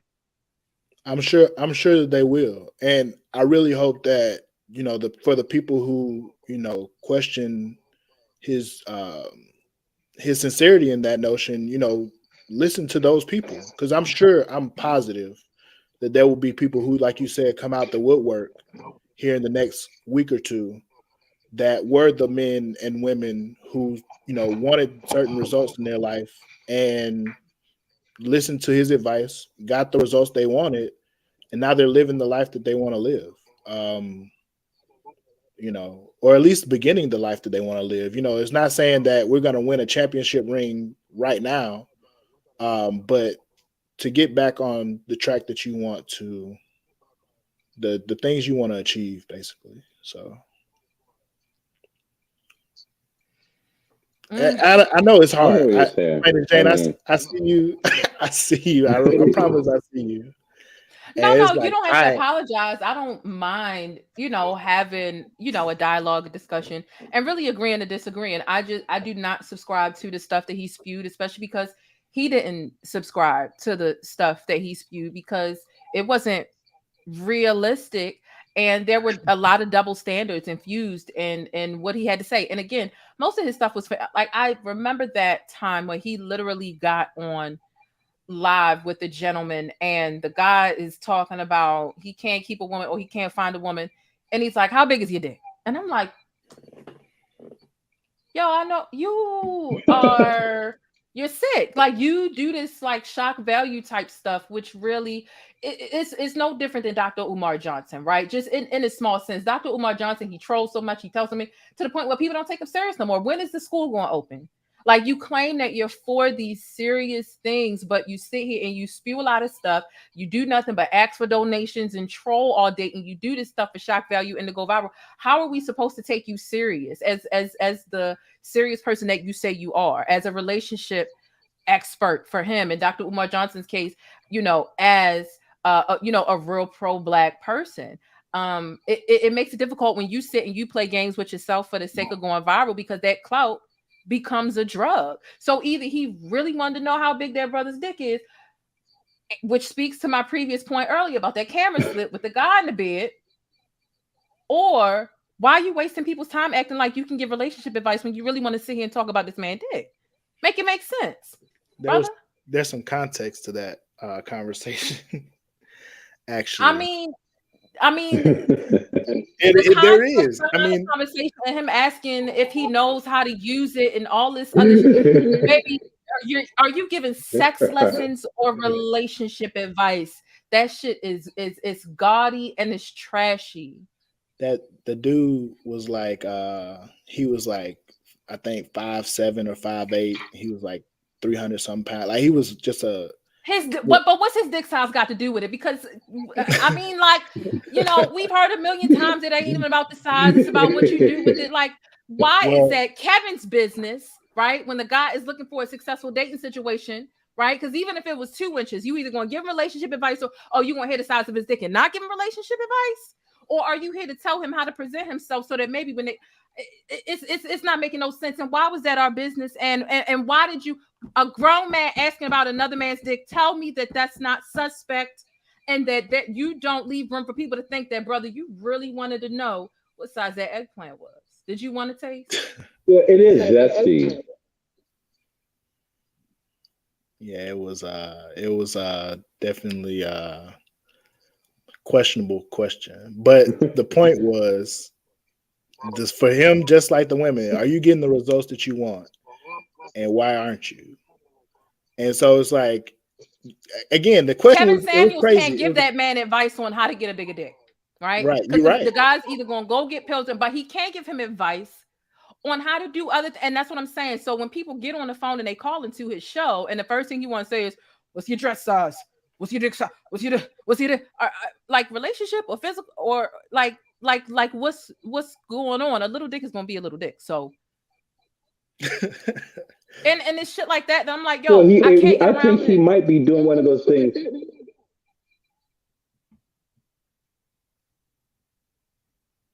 It's nasty. Well, no, I was just saying he might be one of those things where it's like a form you fill out where it's like, okay, so what are you looking for? What's your dress size? What's this? What's that? Well, based on these things right here, this is what you're qualified for. Maybe that's what he's trying to do. That's the best argument I can give. Superficial and shallow. Okay, superficial and shallow. Okay, if Flavor Flav called his ugly ass in, he's not asking for you to tell him that he's a 2. And is he a 2 by looks? Oh hell yes, he's a 2. But that ain't what y'all there to talk about. You are there to tell that man how to be charming, how to carry himself, how to instill some morals, how to hold himself at high esteem, how to treat a woman, how to spice up the relationship if it's died. Not to sit here and say, brother, you're old, you're ugly, stop looking. Like, come on, bro. Like, you're either here to judge people and make them feel like crap, or it was a joke. He's a joke. And like, not him, like his whole person, but what he was attempting to do online is a joke. There's no way for me to take that serious. No way. It was definitely a market for what he looked for, because all those celebrity men and so-called alpha males who gravitated towards him. I mean, he definitely had a market for what he was doing. That shocked me as well. I mean, after that average at best thing, he said, and then from that point on, it's like, wow. I mean, either men have been really insecure, or I think he speaks for the cream of the crop. He had no problem telling Nicki Minaj that she's a 9.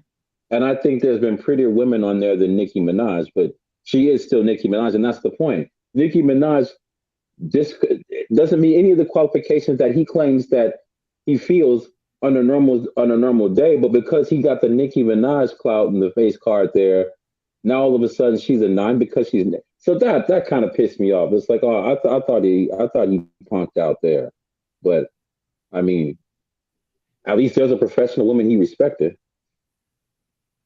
Yeah. I think another point, the plainest Jane, shout out to your chat. I don't think I've been anything but, respectful up here. And, you see them, right? And so it's like, even, just to have a conversation, I think we've had a pretty civilized conversation thus far. And I don't think it's going to take a turn in any direction otherwise. But it's like, we can't, that's part of the problem, right? Like, nobody here knows. This is your channel. This is your amazing channel with your amazing audience, right? Mm-hmm. But nobody here knows me as an individual. Mm-hmm. However, there are people in your chat that have their opinions of me because I have an opinion. And that was part of the problem, is that just for saying I'm a black man with an opinion, I'm all kinds of shit, right? Excuse my French, but I'm not disrespecting you. I'm not disrespecting anybody here.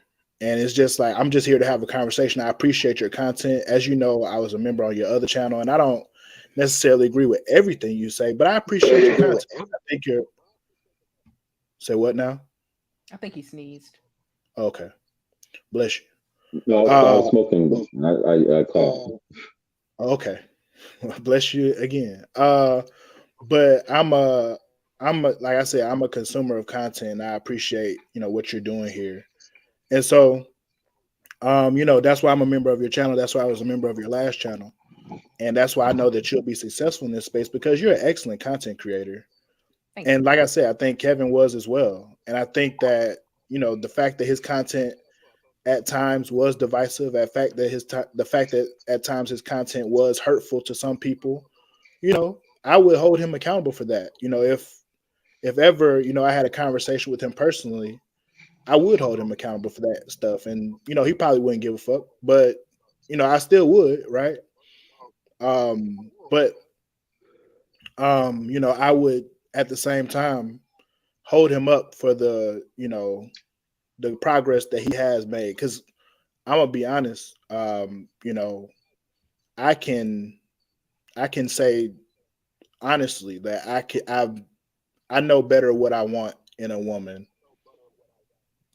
because of some of the content that he's created, because of the spaces that he's made conversations possible in. And I invite you, sometimes to come have conversations in those spaces, the thePLAINESTjane, to see the women that share your reflection that have a different opinion than yours. I'm always open to, having conversations with a different opinion. I think that, Kevin in particular, like I've been saying in a lot of different videos, we live in this day and age where outrage is a means to garner more visibility. Outrage is a marketing tactic at this point. Like, that's just what people do. They're Right. trolling. Lil Nas X trolls all the time. He gets people angry in order to trend, and he doesn't care. He's going to piss you off on purpose, and that is his selling point, his main selling point. And I think that that's a lot of what Kevin does. I think that sometimes naturally the people who subscribe to Kevin Samuels and the way that he thinks, I think that they maybe subconsciously do that. I don't know if they are conscious of that, but I also think that Kevin was so viral and so successful numerically because he shared a lot of that bullshit that he was spewing. It speaks to what a lot of men really do think, and a lot of men either feel like, if I say this, they're gonna bite my head off, they're gonna think I'm an asshole, or I don't have a platform, or I don't have the swag to say it, or whatever the case is. And Kevin is not he wasn't a bad looking guy. He could dress sometimes. He was a consultant. I saw the way he dressed other people. He dressed other people a lot better than he dressed, in my opinion. He could do a suit. But when he dressed himself outside of a suit, sometimes it looked a little sus. But as far as him looking sharp or dressing like the Men in Black every day, he's speaking a lot of men's thoughts and doing it in a way in which the men loved it, because it was disrespectful to Black women all the time. Like, that was the common theme in what it was that he had to spew. And not to mention the delivery was so goddamn foul, all the time. And disrespecting Black women is also something that is sadly very marketable, and a lot of people are going to eat that shit up and laugh at it, and it's entertaining for them, and so it works for him. And it didn't have to make sense, it didn't have to be ethical, but that's what he did. So I agreed with someone in the chat that said Kevin wasn't helping anybody, he was just making money. I absolutely agree. I think he was helping arrogant men who shared his thoughts to become more emboldened and to execute those bastardized thoughts more frequently. And I think that it was very problematic, personally. And I want to know, who do y'all think is going to be the next leader of the high value men of that sector of people who share those thoughts? Who's it going to be? Well, before I go, I could give a guess, and I wanted to ask you something. I think that a lead attorney, or perhaps even a plot twist, would be Danica Marie, because she also is a huge hit, and she does that dirty work in a very smooth way. Mm-hmm. And I also would like to know, what is your opinion on someone like Cynthia G? Because I also feel like both her and Kevin Samuels are equally as toxic to our culture. So who the next Kevin Samuels is going to be? I'm going to be honest, I don't think there will be another Kevin Samuels. Well, not him, right? Just in the sense of who's going to be the next lead. Because for the men who think that way, he was totally like the leader, like had the most followers. Like, that was like, he was it. There was several other people that fell under there. So it's like, who's gonna step up and be the the king, the godfather, goddaddy of that sector now? I think there are a lot of influential content creators over there, and but who's gonna lead conversations and garner the audience that he did? That it'll take time. It's not gonna be somebody who just May 15th, we wake up and there's somebody who's got 1 million subscribers, right? With averaging 15,000 views a video or something. Like, that's not going to happen anytime soon. But, I mean, the conversations are already started, right? The conversations are started. The message is out, and Black men are starting to ask for more. That's not going to change because Kevin Samuels is no longer with us. And as far as Cynthia G, I mean, Cynthia G said, I'll try to keep this as clean as I can for your channel, PLAINESTjane. But she said, delete Black male babies before they're born because they're going to turn to Black men. So I don't know if I particularly subscribe to someone who would spew rhetoric like that. I don't think Kevin Samuels ever said anything like that. So I wouldn't align them in that way. Yeah, I don't agree with the abort black babies. Right. I Black myself, male babies.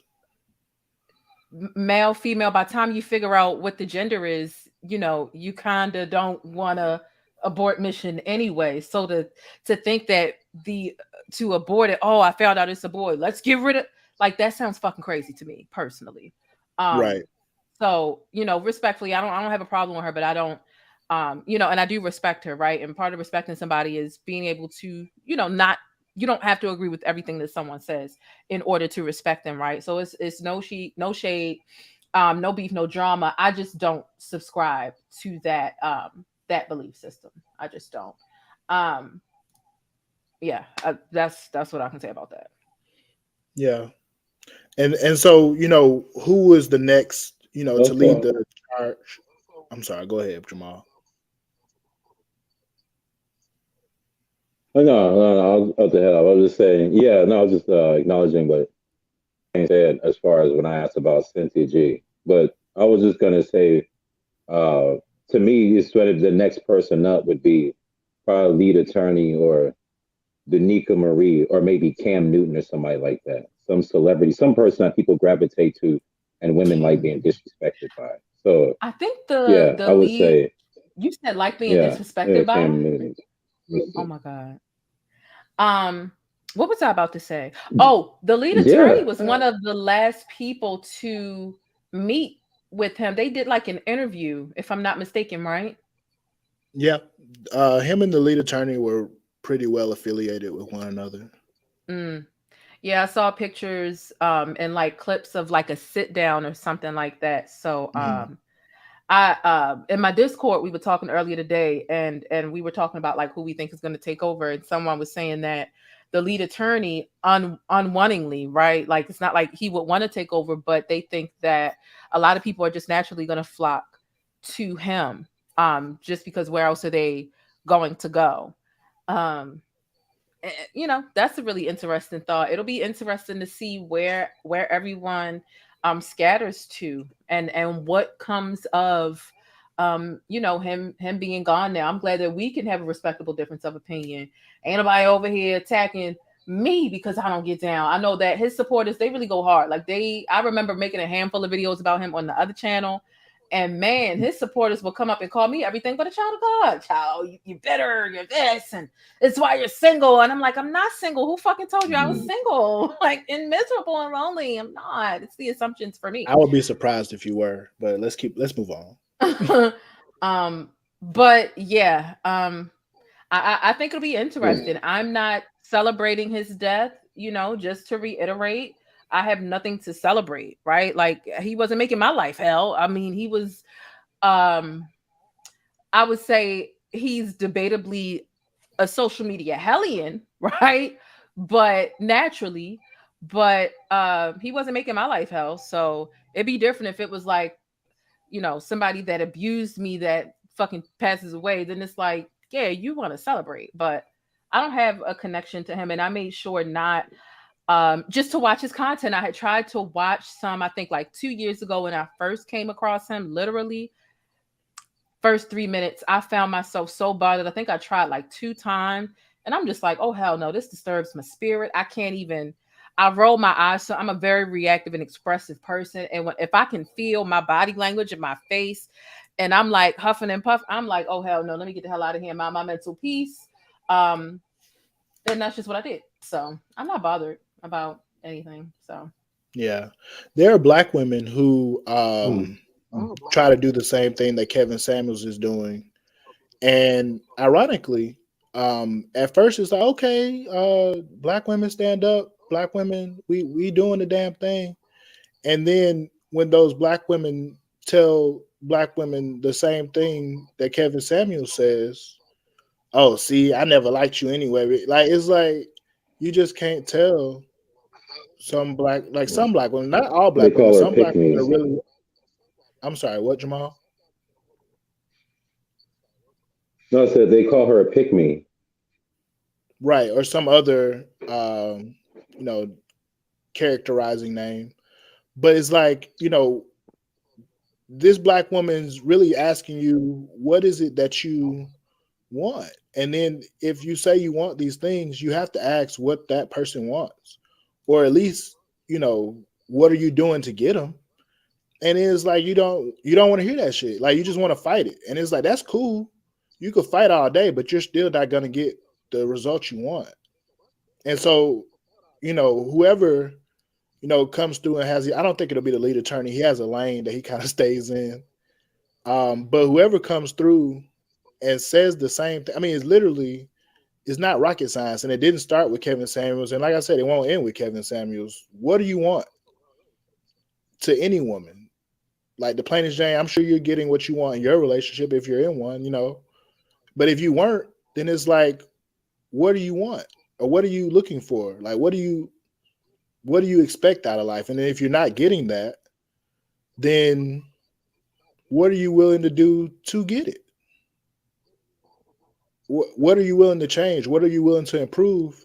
If it's go to the gym, go to the gym. If it's, you know, change your attitude, then, you know, get some therapy. You know what I'm saying? Like it's not really rocket science. And the things he was saying, it was like he just got a big platform because, you know, for once, somebody in our community, a black man, was telling black women the truth or some version of the truth, right? If it was his truth or the truth of some men, all right, but the truth. And it was like, damn, I can't believe he said that. I can't believe that's how he feels.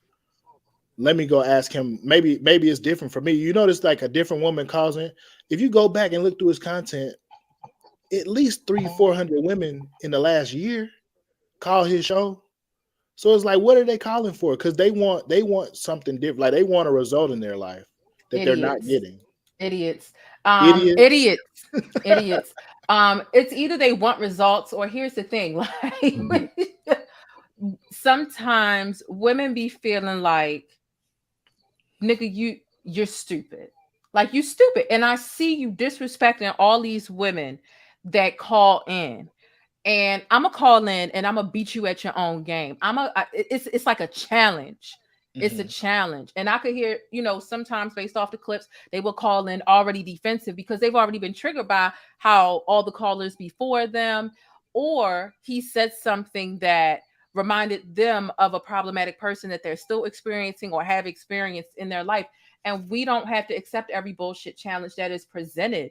I know I had a couple, you know, there were actually several of my subscribers who wanted me to call into Kevin Samuels and debate him. And I'm like, I considered it one time and I'm like, no, I'm not a glutton for punishment because no, I feel like his rhetoric is stupid. And I also feel like, you know, his mind isn't even open to hearing the other side because his ego is stuck on the bullshit that he spews. And for the sake of his business and how viral he is, he needs to stick to those guns. He's not even going to let me get out a cohesive thought without jumping down my throat about my size, my height, my shoe size, what's my wardrobe look like, and all this other shit that honestly, it doesn't matter when that's not the purpose of your show, right? But, you know, to get back to the point, sometimes women take it as a challenge, as in, you talk to all them other girls like shit. You talk in circles to them.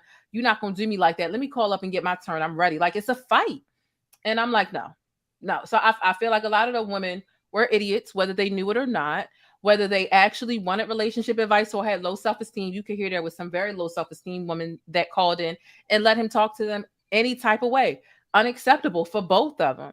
The nerve of you to let this man talk to you like this in front of the whole goddamn world. And the nerve of you to think that you're qualified to give advice that you're not even man enough to fucking take yourself. So, yeah, no, the whole thing is a doozy calling into his show. The idea is ridiculous. He is a sick Negro. This is a sick Negro. Absolutely.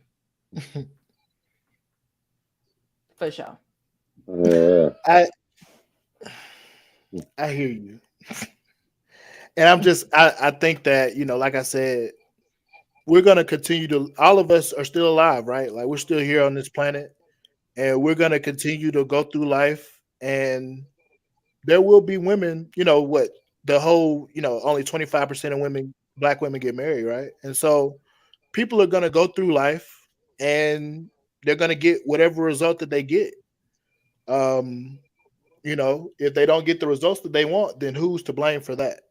And it's like, oh, well, blame black men.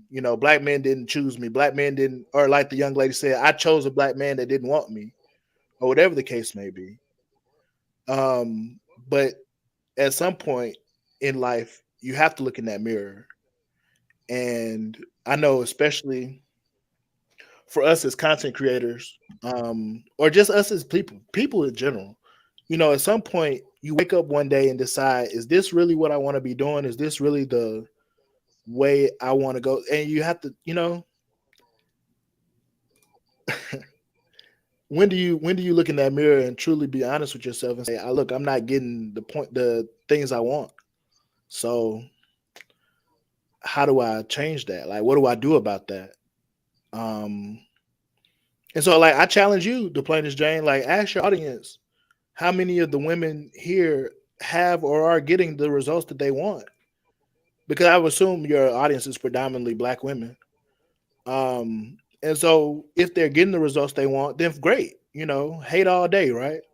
But if you're not, then why not? Why do you think you're not getting the results you want? I mean, sometimes not getting the results that you want isn't necessarily because you are doing something wrong. Just because you're not getting the results that you want doesn't mean, let me go to the gym, let me cook. You can go to the gym, you can cook, you can be as fit as you want to be. But if there are no quality men to choose from, and quality having to do with everything, right? Personality, how you treat me, how you respect me, how you are willing to take initiative to learn me, being open to what I need emotionally. A lot of the disconnect between men and women sometimes is the emotional stuff that we need, the consideration. And that just because I go to the gym and I cook doesn't mean that I can look in the mirror all day long, but if Mr. Right isn't here, like, listen, it's ghetto outside in this dating world. Okay. It's ghetto. I got into my current relationship around about the mid end of 2019. And before that, it is fucking ghetto in them streets. It's ghetto. It is ghetto. And it doesn't matter. As a matter of fact, sometimes the better you look, the more difficult it makes it. Because as a very attractive woman, and don't let you be all the way in shape too, you attract a whole bunch of shit. And a lot of times you attract dusty niggas who just want a pretty woman but have no clue what to do with her. So it's like sorting through a stack of resumes and trying to figure out what's what, lending your patience to going through that stack, entertaining what, and then you have to sort through meeting up with people's representative rather than who they really are. The representative being, okay, we've been out on 1, 2, 3 dates. We 4 months into this thing, but I still ain't got down to the real you because you're still pretending to be what I told you I wanted in the get to know one another phase. We went out on 1, 2, 3 dates, and what are you looking for in a man? And I told you, and you just morphed into that. We ain't got down to the real you. 6 months down the line, or however long down the line, now here go the real you, and this is annoying because of course I'm emotionally invested, which makes it either more difficult for me to step away. I want to practice patience or try to communicate with you what I want. You're acting like you don't get it, or you don't get it, or you're not interested in getting it until I'm finally done and I'm cutting this off, and now I'm going ghosting. Now you're begging to try to get something back, but you weren't trying to get it when I was trying to talk to you. You were acting like it was too difficult for you to do when I was here. But now all of a sudden the incentive for you to want to do it is my absence because I'm out the door. And it's ghetto. It's ghetto outside. And it doesn't matter how fit I am or how many meals I cook. As a matter of fact, that could be spoiling to you. Like, oh, I'm cooking meals and I'm looking good and you eating good and you got a trophy to look at. But do I have what I want just because I look good and you benefit from that? Like, well, no. I think that part of it is that, like, in our society, it feels like we've been encouraged more and more to not it feels like we haven't been encouraged to understand each other, and a lot of men have been left by the wayside. So between many men that have been left by the wayside and the fact that we have a society where we're not really encouraged to understand each other, it's made it that much more difficult. And on top of the fact that, um, things like things come to place like inequality, the economy, work hours, um, different societal pressures, it makes it that much more difficult to have a working, cohesive relationship and for people to find each other. Because it's not like there's a manual for this. And of course, all the people writing the manuals are people like, well, Steve Harvey and Kevin Samuels. So we don't really know in modern times, as times change, how to be able to keep the cohesiveness that we need. So I almost wanted to ask, when do you think this epidemic of no good men started? Because I would say it would have started around school time when there's certain men that got left behind and certain guys decided to be thugs, certain guys became, regular schmegular dudes. At that time, it was a good thing that none of the dudes were on this girl's level. But now that she needs good men, these men have all been left by the wayside. What you have left is a bunch of arrogant ass dudes who, feel like their shit don't stink, while you have a bunch of other guys who don't really understand women and are constantly being fed information that does the opposite. You have a bunch of women who are being fed information that push them further away from men. So I think that's part of the problem. I think the black family dynamic has been severely fractured, specifically by non-black folk, right? By white folk, the way we were enslaved, the way that they look for weak spots. And they took the black man out of the household, very strategic and very effective to ruin us, right? You take the black man out of the household, the woman is struggling, she's taking care of all the kids by herself. And at this point, she's starved for love. She is starved for love, and she's gonna accept less. Whether she takes the guy back that left her, that cheated, that's a Rolling Stone, that's got a whole new family across town, or whether it's another guy that just comes in and just eats and kicks his funky feet up and doesn't do anything, she starts to accept less. And then you've got single mothers raising men. Who's teaching these young boys how to be men and how to treat ladies? They have no good examples. There are no, you know what I mean? So when we talk about mass incarceration, and like this stuff goes back to slavery and the emancipation, that is, I believe, when it started, by taking the black male out of the home. And it was a power play for them. It's, oh, well, these niggas is free now since slavery isn't legal anymore. How else can we set them back? Aha, let's take the black man out of the home. And that's what happened. And it's just been fucked up, ever since. I mean, of course, there are other contributing factors, but in my opinion, that is the main thing that really had us out here struggling, looking bad, feeling bad, suffering, watching our parents suffer, right? Watching our single parents suffer and thinking that that's what we supposed to mimic when we get out here. And it's not until we realize, dang, I watched my parents suffer and struggle in 2 failed marriages growing up. And I was thinking that struggle love from what I saw from them was what I was. So I'm duplicating that. I'm replicating that. Like it's just terrible. But that is what the non-black folk, did to us years and years ago. So that's the contributing factor, in my opinion. And I tend to agree with you on that. I'm glad you got this comment up here. Because my motivation for coming here was to support you. You dropped the link in the comments for anybody who wanted to join, and I definitely welcome any keyboard warriors who want to have a conversation. Come on up. The link is there, and she'll drop it again if you want to come through, I'm sure. Because it's like, again, the divisiveness isn't coming from me. I'm not here to divide. I'm not here to make people angry or to spew hurtful rhetoric to people. I'm here to support thePLAINESTjane. I like I said, I enjoy her content. And she's seen me. I mean, you remember me, right? Mm-hmm. And so, what I'm saying? I'm not, here to cater, pander to her or tell her what she wants to hear. But, I'm here to support her channel. And, you know, I'm sure there are other channel members here. So a lot of people are supporting your channel. Shout out to them. But for y'all who just in here talking shit, like, bro, like, pull up. Come up here and say it, because it's like, you know, it takes some level of courage to get from behind that keyboard and get on this mic. And, you know, if, oh, I'm driving, I can't, sure. But for the most part, y'all sitting at home on the couch, you know, not having a much of a valid opinion, because it's like all you doing is talking shit. Like, come say it on the mic for real, because it's like that's the one. I ain't gonna lie to thePLAINESTjane. I know it's hard. Like you gotta just ignore it sometimes, right? But you know, It's a skill that I've learned. I'm a name I dropper. know. I feel like name dropper. Listen, let's just take a second. We are what, 2 hours exactly in. Let's go to the bush and weep. God damn it! It was gone. Let me just go in the bush and weep. Let me just go in the bush and weep. I just have to go in the bush and weep. Really. I don't understand. I swear to God, I don't understand. How do we go 2 hours without making it to the bush anyway? Look, somebody said that earlier. I was gonna say something.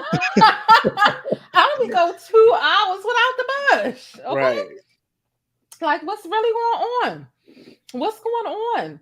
But no, this has been really interesting. I still professionally fucking disagree with with just about everything you said.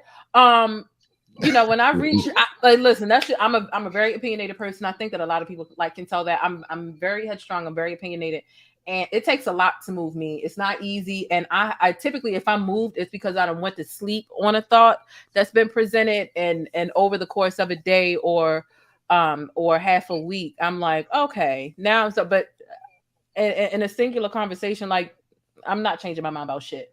And yeah. Kevin Samuels wasn't helping anyone but the egotistical men that followed him, and you know, just helping them become more emboldened in their bullshit. You know, in my opinion. Yeah, and so, you know. Well, you know what I think? I think that. Go ahead, Jamal. Oh, my bad. Oh no, I was just gonna say. I think that the disagreement is that, because even if Gaston himself has made some good points, the problem is that I don't know that even the good stuff that Gaston is saying Kevin Samuels brought, if that's really what he was actually doing. I don't know that even if Gaston himself is a high value man and takes care of his business, I don't know that Kevin Samuels' purpose was to necessarily build up men to be high in value as much as it was to tear down the women who he did not think were worthy of being high value, and to get that sort of, you know, get off on that. I think that was his main purpose, even if there were some men that actually got something positive out of it. Yeah, and I mean, you know, again, what you have to remember over everything is he's an entertainer. That's why I don't necessarily hold Oprah accountable for The Color Purple, right? The Color Purple made black men look like shit, right? Like, as a whole. Let me get a meme. The Color Purple made the black men look like shit. How do we get? Hold on, let me hear your thought out, because we've been on the road together and I just got lost. Tell me who the positive black male role model you saw in The Color Purple was. So that being based on a lot of women's reality at that time, being oppressed, not even being able to vote, when men literally basically had ownership, like nearly legal ownership over you, fresh out of slavery, kinda. Were you expecting some type of, I mean, I just asked, who was the black male role model? Yeah, there isn't one. It was based on a sad reality of some women who live that way. So, and is it your opinion that in that time period there were no good black men? Yeah, no, but every movie isn't going to include what the fairy tale or the reality that you want it to be. I mean, there were no positive characters in Precious either, but that was still a very true story, or based on a true story, and very close to a lot of people's reality. And it was a story that needed to be told. Are you gonna go back and tell Lee Daniels he needs to, or there was no positive Black woman representation in that film because it was a very sad film? You've got rape and molestation and a narcissistic abusive parent, but that's based on a lot of people's truth. So I mean, my point was that the movie wasn't made in the time period that it reflected, and what it did was it created a divide between the people who lived in that society at that time that's still, present in the society that we live in today. The movie was negative in its entirety, like about the image of Black men. And not once, did Oprah come back and say, "Hey, I'm sorry for how I made Black men look in the time that they did." How do you know Oprah didn't experience that, or her aunt didn't experience that, and she wanted to tell a true story that is true to someone? You expected her to infuse a little bit of, your fairy tale or the pie. I mean, hell, let's go back to Roots. Would you have rather them not made that because the Black people was slaves, or like how did we get to blaming Oprah for The Color Purple? Do you know if Oprah's been in an abusive relationship? The point that I made, thePLAINESTjane, was I don't hold Oprah like individually accountable for that. Her business was to create entertainment, right? And so that was the whole point. That was the reason why I brought it up. It wasn't that, we should be, boycotting Oprah. Because but you just said she never came back and apologized. Kind of like you expected her to apologize. No, why would she? She made the money. She did what she wanted to do. That was the whole point for her. Can Ahmad delete that? Yeah, I got it. But that was the whole point for her. She wasn't right, Oprah. She wasn't trying to, rebuild the Black community by creating Roots. By creating The Color Purple. You said Roots, it threw me off. But by creating The Color Purple, she wasn't, and so to say like, oh, this was some people's experience, this was, the life that people lived at the time. What the movie did was it created more divisiveness in our community. Child, you know what? You are something else. For you to say, first of all, just to wrap this up, right? Yeah, definitely. They just be throwing shit out there sometimes. Like, what the hell? Like, who are you to say that the movie The Color Purple didn't do anything positive? There was strength, right, in that film. Now mind you, it is a dated film. I didn't say that. Hold on, thePLAINESTjane. I didn't say it didn't do anything positive. I said it painted Black men in a bad light. It painted the reality. It didn't do nothing positive for Black men. That's for sure. Is every movie required to do something positive for Black men? No. Is every movie required to do that? Because every scenario in life, there is not representation of a positive Black man. There's a lot of stuff that happens, right? Not all, because I'm not making a blanket statement. However, is every movie required to depict the Black man in a great light? Are we not allowed to tell stories when Black men are at fault and wrong for things? No, but the point of me bringing that up was I don't hold Oprah personally responsible for that movie, just like I don't hold Kevin Samuels personally responsible for the entertainment that he brought to YouTube. It's entertainment. Okay, let me interject.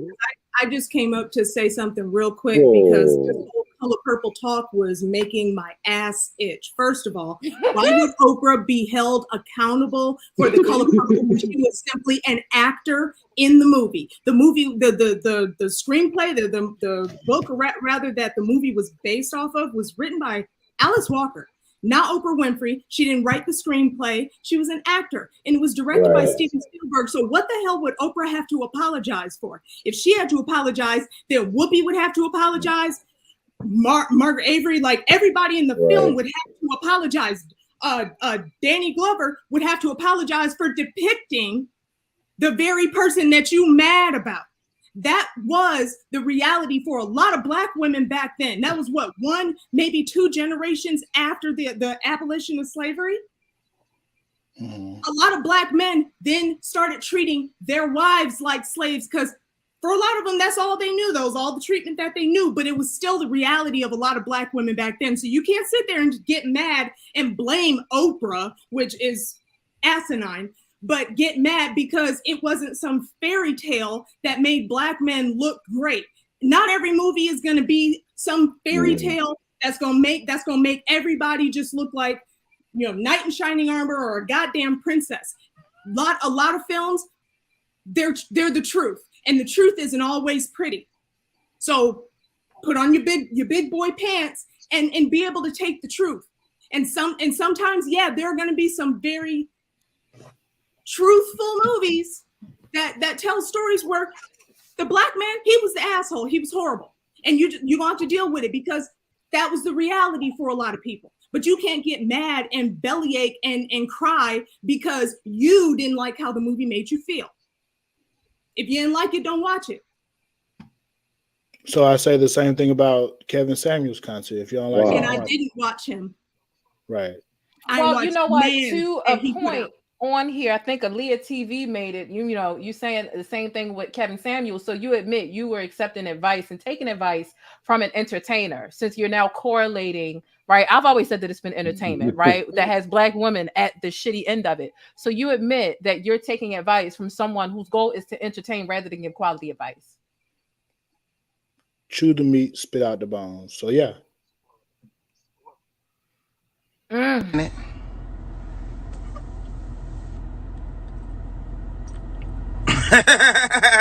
Anyway.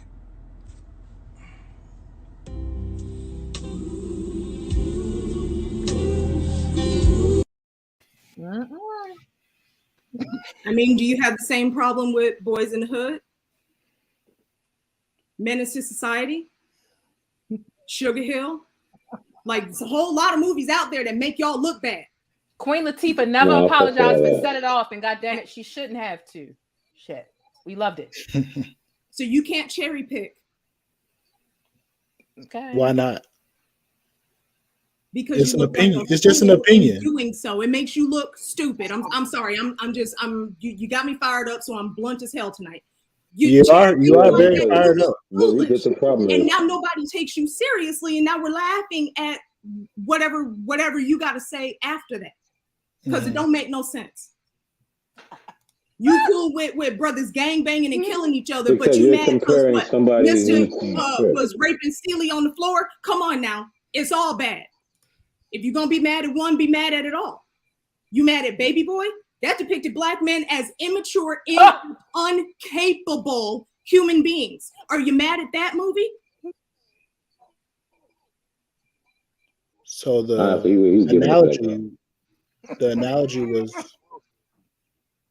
analogy was me being not critical of Oprah. But why would you be? She was simply an actor. She was doing her job. Oh my God. And the analogy was that Kevin Samuels is an entertainer. But Kevin Samuels created all of his content. Oprah was bringing someone else's works to life. Kevin was the originator of all of the bullshit that came out of his mouth. But did nobody tell him to tell that woman, how are you gonna make your daughter an asset to a man that's not her father? Did nobody write that for him? That came out of his head. That was his opinion. Did nobody tell him to tell her, don't believe your 15-year-old daughter who told you that I was looking at her weird in the shower? That wasn't a script. Mm-hmm.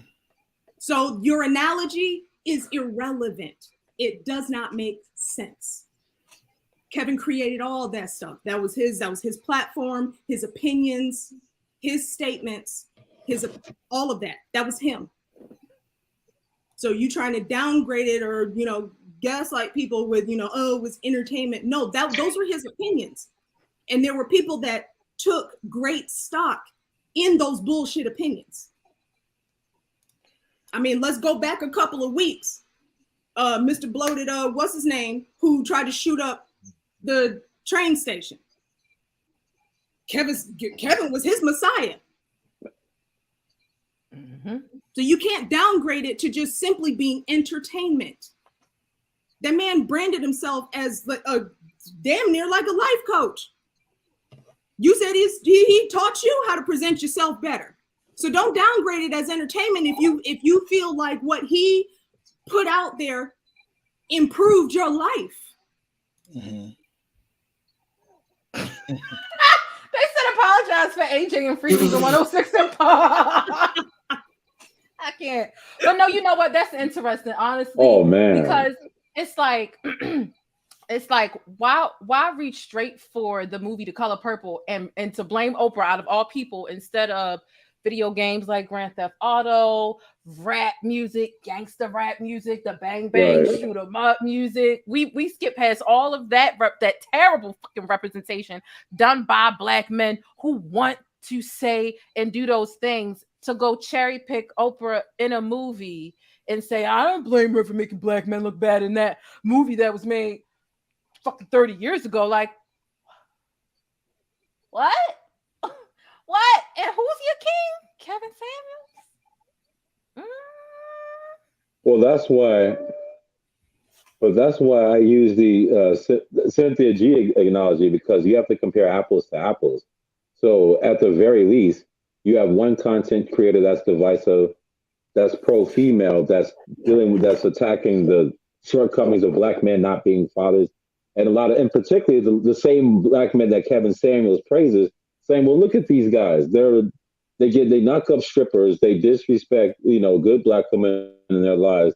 They're all trash bin guys. And then Kevin Samuels says, oh no, all you chicks out there that's just reaching for and clout chasing and gold digging for these guys, you got to have you got to meet some standards before you're able to talk to them.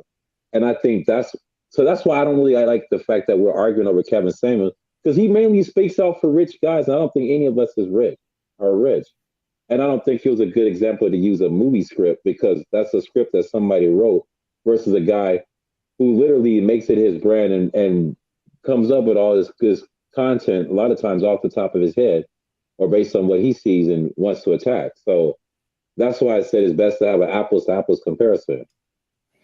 And I appreciate your words there, Jamal. What I really want to challenge people who, feel the way they feel about the things that I've said. Why was it so easy to get you triggered like that? Like what about what I said was disrespectful? What about what I said was belittling, or made you feel small, or made you feel weak or unprotected? I mean, I don't think that anybody feels weak or unprotected like by your words, right? Like, I understand, like, the chat just doesn't agree, like, right, with what you're saying. And I mean, to say triggered when we're really just having passionate discussion. I know I'm passionate about it. Samantha came up here, she's passionate. You said she was gaslighted. As Black people, I mean, you're gaslighting through this whole discussion, not me specifically, and I didn't say me specifically, but what you were saying was untrue. That's what drove me to come up here. It's like for one, you're deflecting, and then you're deflecting using an analogy that is not equivalent, like, at all, and it doesn't even make any sense. So when you're trying to have a conversation about something, and then someone's throwing supposed comparisons in there, and it's like, that's not an equal comparison. That you're comparing apples to a freaking carburetor. Like, it's not the same, and right. It doesn't make any sense. And it's like, okay, now the conversation ain't even going anywhere. Like, what are we even talking about? I disagree. Now? We're talking about a real life content creator that used to at times spew straight up vitriol for Black women, and it didn't matter what station in life she was in, unless she was an ignorant, very young, wet behind the ears 18-year-old that was fresh out of high school and didn't know anything about life. If you were not that, then he can't stand you. Don't matter what you've accomplished in life, to him, you still wasn't shit. So it's like, we went from talking about this real life person to, first of all, a movie that was made over 30 years ago and was fictional film, but it was based on realities of Black people in that time. Right. They don't like it don't match, sir. It don't. But and then to the my conversation at that point no longer is even being productive, because it's like, what are we even talking about now? I disagree with you, and the reason why I say that is because, to my point, you jumped up here. We've been here for 2.5 hours. You jumped up here quick, like, oh, I got to say something to him. And it's like, what made you feel so, empowered in that moment? Let me interject. You remember, Mm-hmm. Gatson, you said a while ago when the chat wasn't agreeing with you, like 30 minutes ago, you said, y'all saying so much in the chat, pull up. Right. Pull up, click the link. So, I mean, don't ask her while she came up here when you asked the chat that didn't agree with you to pull up. She pulled up. She's here. Were you here then, ma'am? I'm sorry? Were you in the chat at that time when I said that? I've been watching this stream the entire time. Okay. So you didn't click the link then? Okay. Which so I mean, the point for all of it. I'm sorry. Let me make a point. The point for all of it was that there are issues in our community, right? And nobody wants to have these conversations because they're too afraid. They're too scared of what people's opinions of them are going to be. They're too afraid, especially Black men, right? As a Black man, you get called gay, right? You get called less than a man, right? You get called soft. You get called stupid for just having a conversation.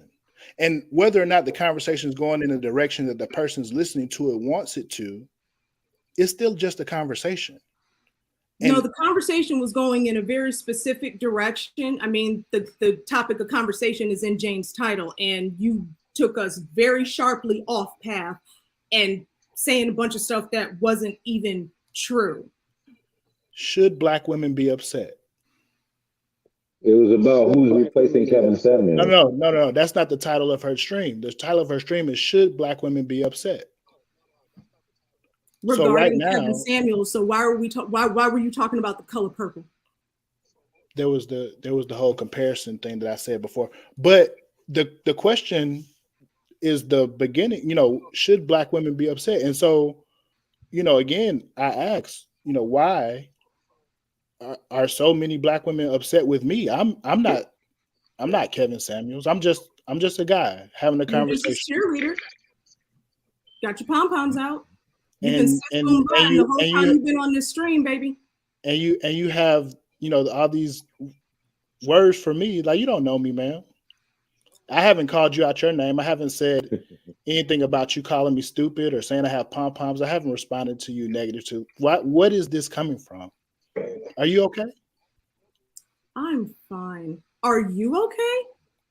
Because I'm having the conversation. Your thoughts are all over the place. Are you okay? We're having a conversation. Well, I mean, conversations aren't necessarily linear all the time.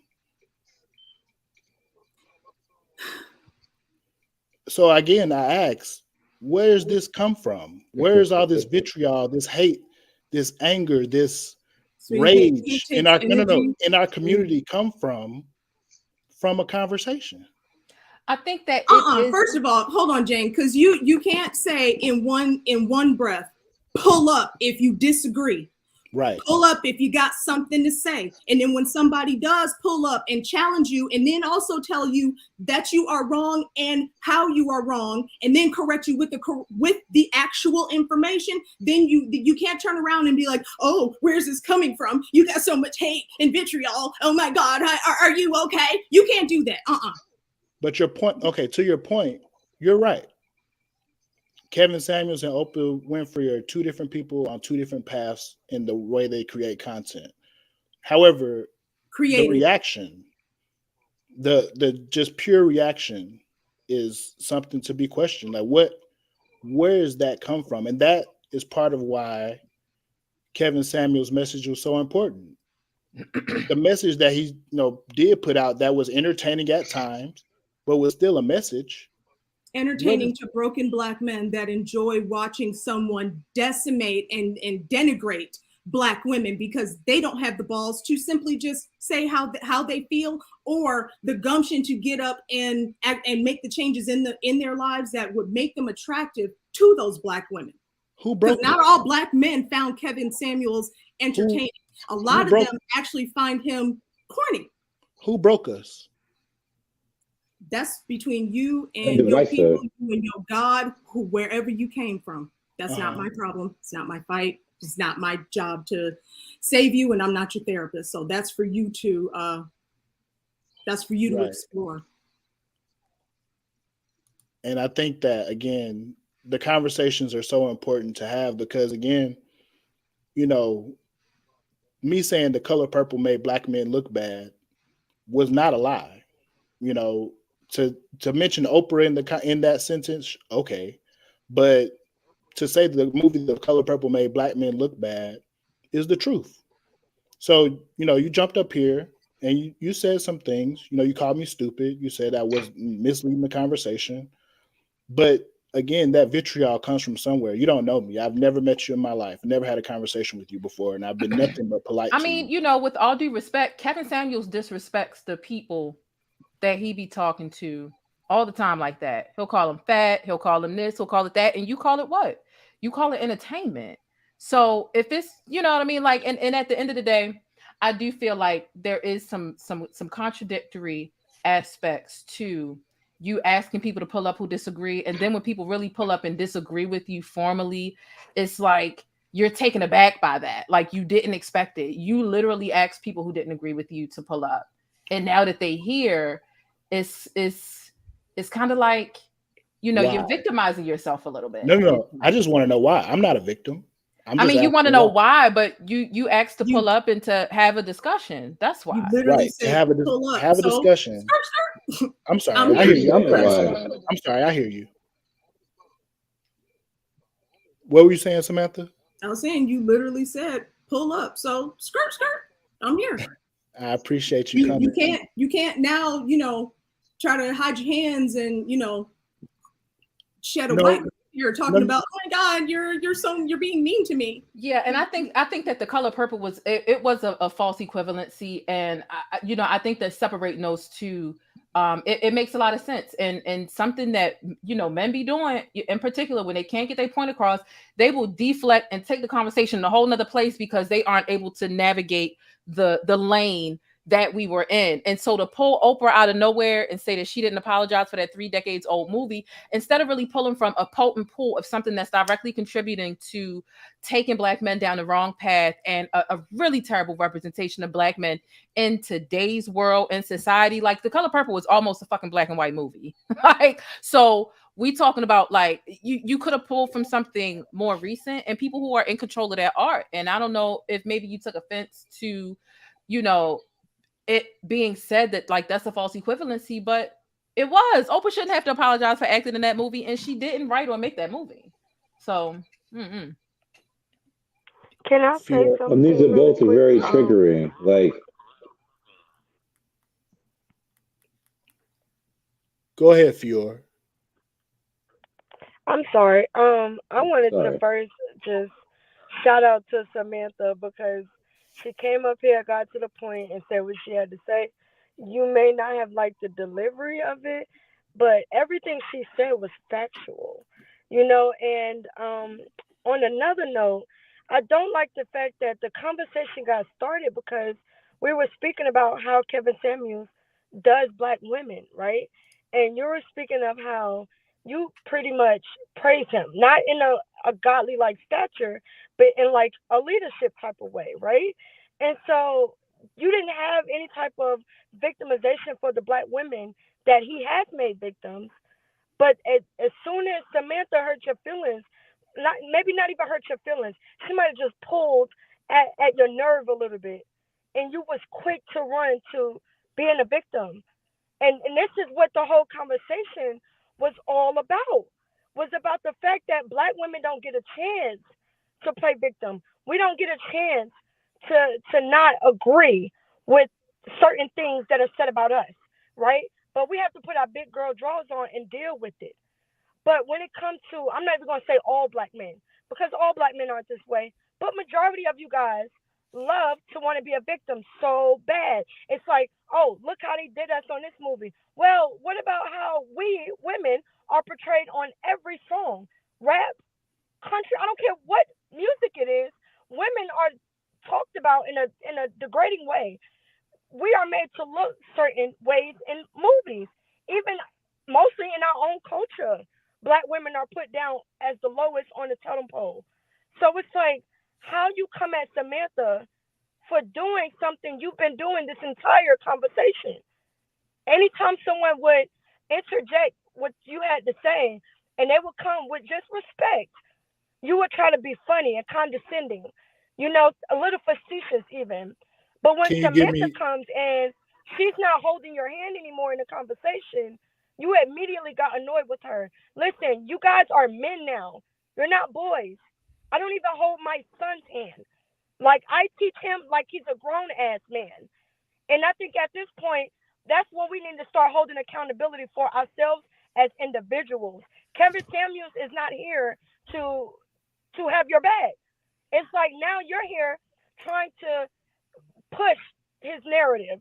You're trying to go in again about what he spoke about and what was so great about him, And I think you're also forgetting that Kevin Samuels was also a person who told women not to believe their daughters in the case of a sexual abuse accusation, to believe the boyfriends and the men.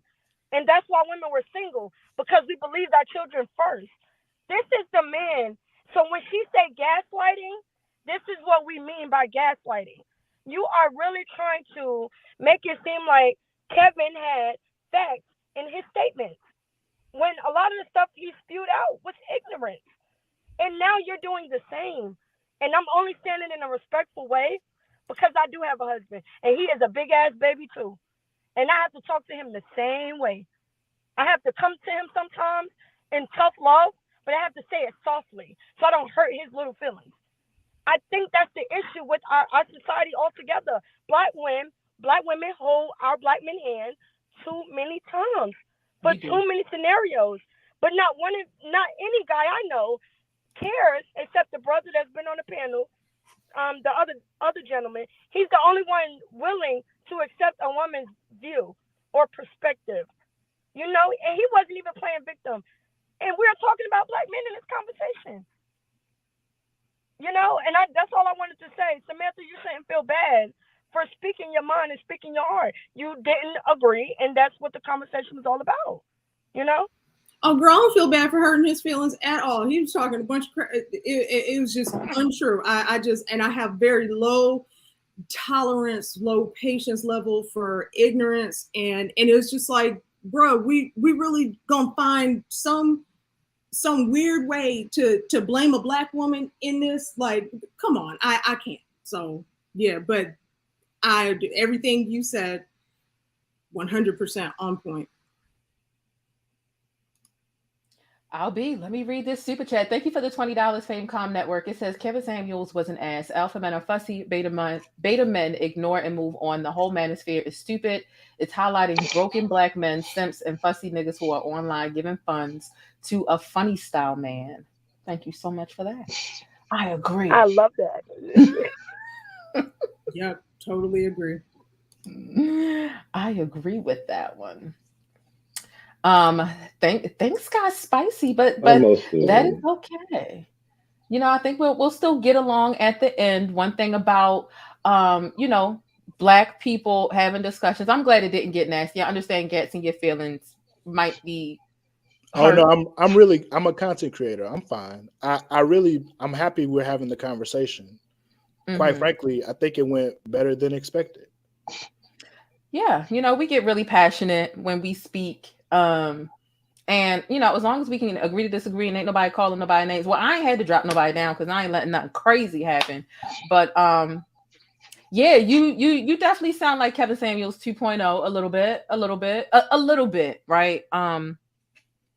The chat definitely feels like you feel that way, and I feel like you do kind of halfway sound like a mini me, a mini Kitten Heels. Tanya TKO be calling him Kitten Heels, Kevin Kitten Heels.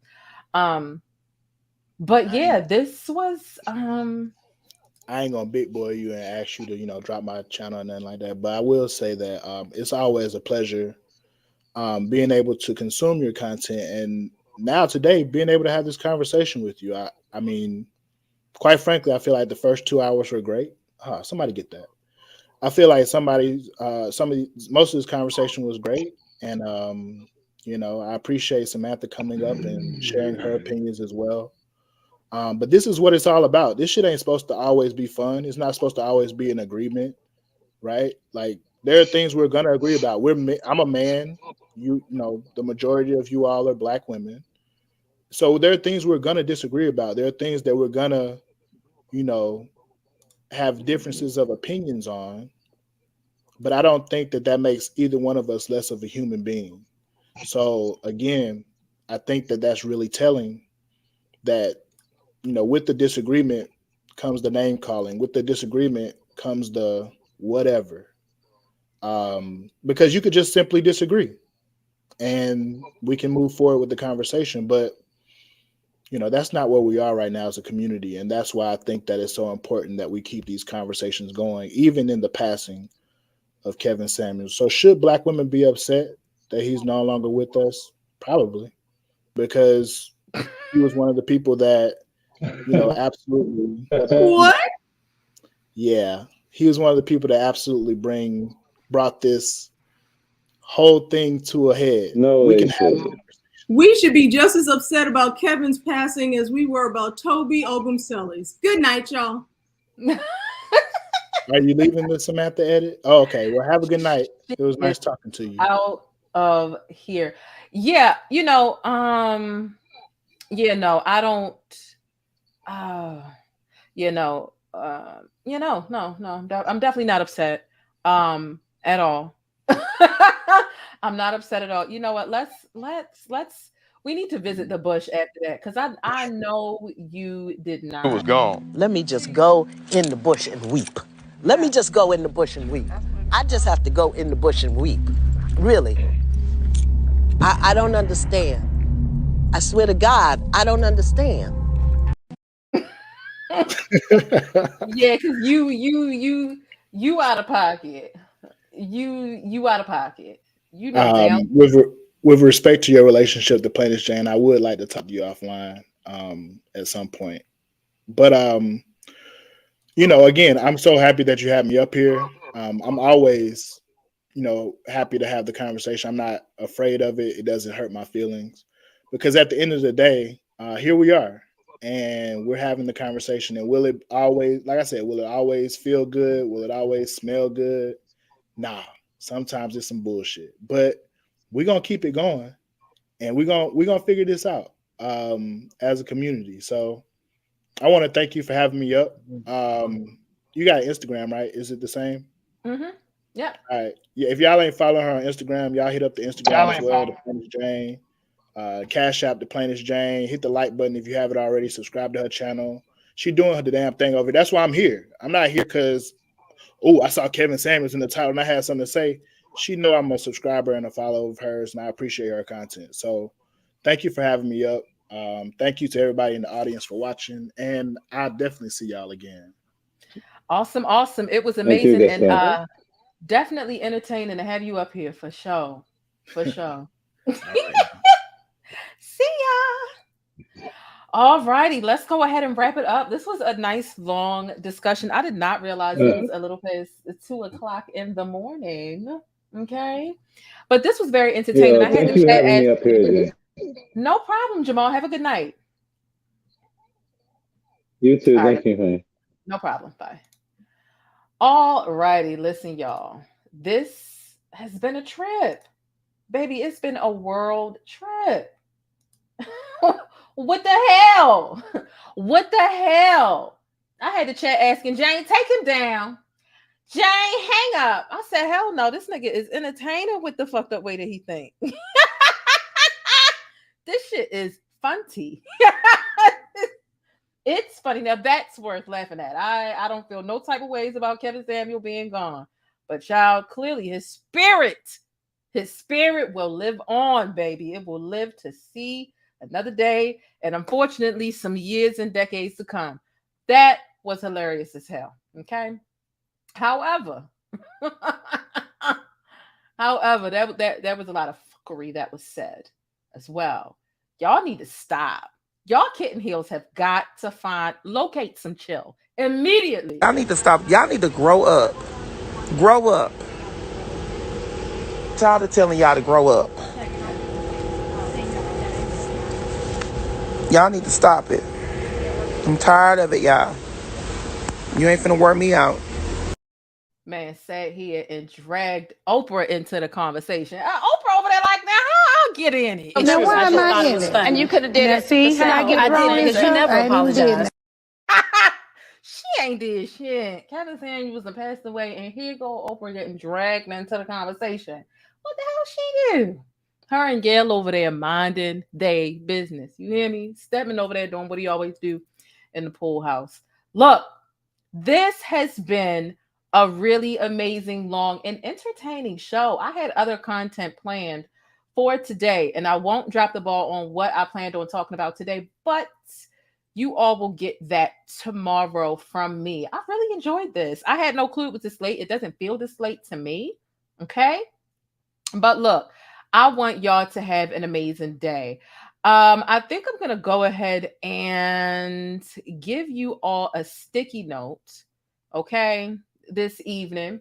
So, or this morning, Baltimore stand up, East Coast stand up. I'm going to go ahead and really just pay homage, okay, to my channel members, all right? Throw up your special emojis in the chat while I play this little joint. I know there were about like 6 or 7 new channel members this evening. So shout out to everyone who joined. Make sure you check the members only community tab if you haven't already. I read the entire transcripts last week. So once you check the community tab, you'll be able to see exclusive posts that everyone that is a non-member is not able to see. And you'll be able to look and listen to, right? And I also have them on the screen as I read, if that helps you to kind of comprehend them a bit better. The Megan Toy transcripts from December the 14th. Read them all in one sitting, and whoa, it's going to blow your Muffy Cat back blue if you have not already been all up and through those transcripts. And I am working my way to getting that out to the public soon, but I told my stickies they would get it backstage first. And everyone else will get it a little bit later. Let me hit this. Y'all throw up your pancakes. Y'all throw up your special emojis, and we're going to be right back. thePLAINESTjane. This is one of my favorite comments here. She says, I loves me some black, and she said, loves me some black news. She says, is it just me, or does anyone else get tired of seeing people that don't look like them delivering info about them day in and day out?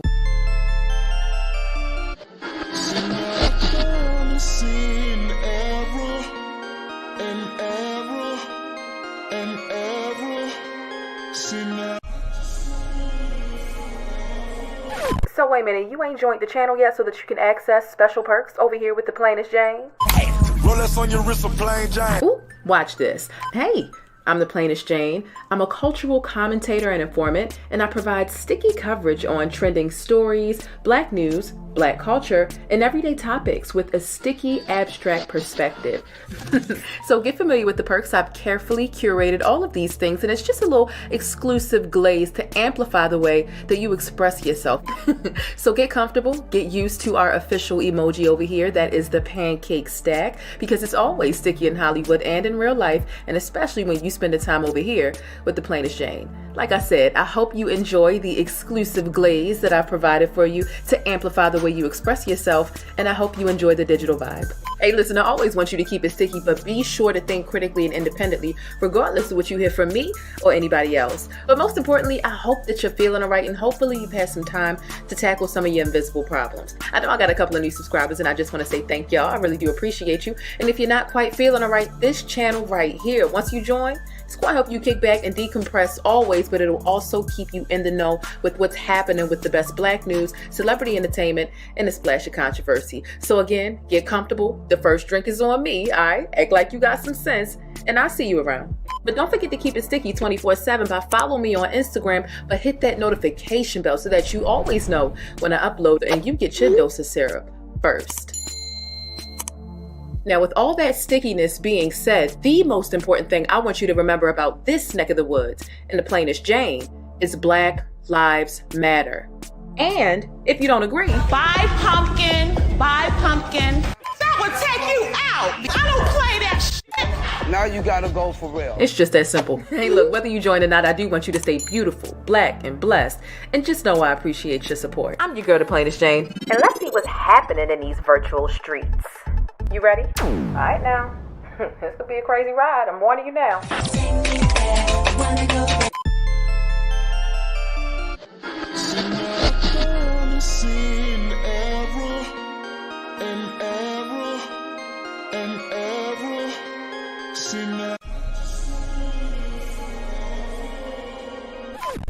Oh my gosh, this chat is a whole fool, yo. Y'all are some fools. I am glad we are all having a good time tonight. Y'all are a mess in this chat, okay? Thank you so much, Derek30, for the $10 super sticker. I really appreciate it. I saw that Samantha had added 2 more months onto her membership. Thank you for that. I can't see it back here on StreamYard, but I can see it on my phone screen. So thank you for that. And then I see Black and Wise join the membership. Thank you so much and welcome to the Backstage Sticky Squad. Okay. Now, this was so fun. This was fun. I'm going to open the phone lines more often. So that'll be something. So just listen, catch my lives. Make sure that you turn on that notification bell. And I'm going to let y'all know in the beginning of the video if we're going to have a panel discussion. And honestly, I'm looking for friends of the show. Okay. So I am looking for friends of the show so that I have people that I can hit up on, you know, a day where I decide to have a panel so that I can kind of more so like trust who is coming up on the panel. Luckily, it just so happens that this evening, everyone that was up on the panel, I've seen in my chats on around about before, and I'm somewhat familiar with. So that's great. If you want to become a friend of the show, join the membership. You can even join the lowest tier, and we'll get you into the Discord because that's where we talk a lot about trending topics. And if you have a lot of thoughts, and even if you disagree with me, let's talk about it. Let's have a panel, and let's do a show, okay? I also would really love it if you all could check out my video that I uploaded earlier today on Roe versus Wade. Very, very, very important that we start having these discussions. I usually don't get too political on this channel, but I think the Roe versus Wade thing is very important. And I think that it's really sickening the politicization of Black women's bodies. So no, I don't typically get political, but for some reason, us as Black women, or us as women in general, our bodies are being used to further political agendas. And that's really sickening and sad. But y'all know my platform is all about informing the people and Black people. And listen, baby, I can talk about celebrity entertainment all day long in Black media, but I am not afraid to extend my platform to talking about more serious matters and starting dialogues that we really need to be discussing. I truly do love Black news and Black entertainment, and there needs to be a little bit of both in there. So I do my best with creating that balance and giving y'all some celebrity syrup, but also getting real and talking about real things that are happening to real people in the real world, like you and me. People like you and me who ain't as rich as Beyonce. Okay? Us. So, okay, not Oprah Winfrey. Oprah Winfrey sent a $2 super chat since Gatson wanted to be bringing Oprah up. Okay, Gatson's World since a $4.99 super chat says Kevin Samuels, Black Life Matter. Be blessed, y'all.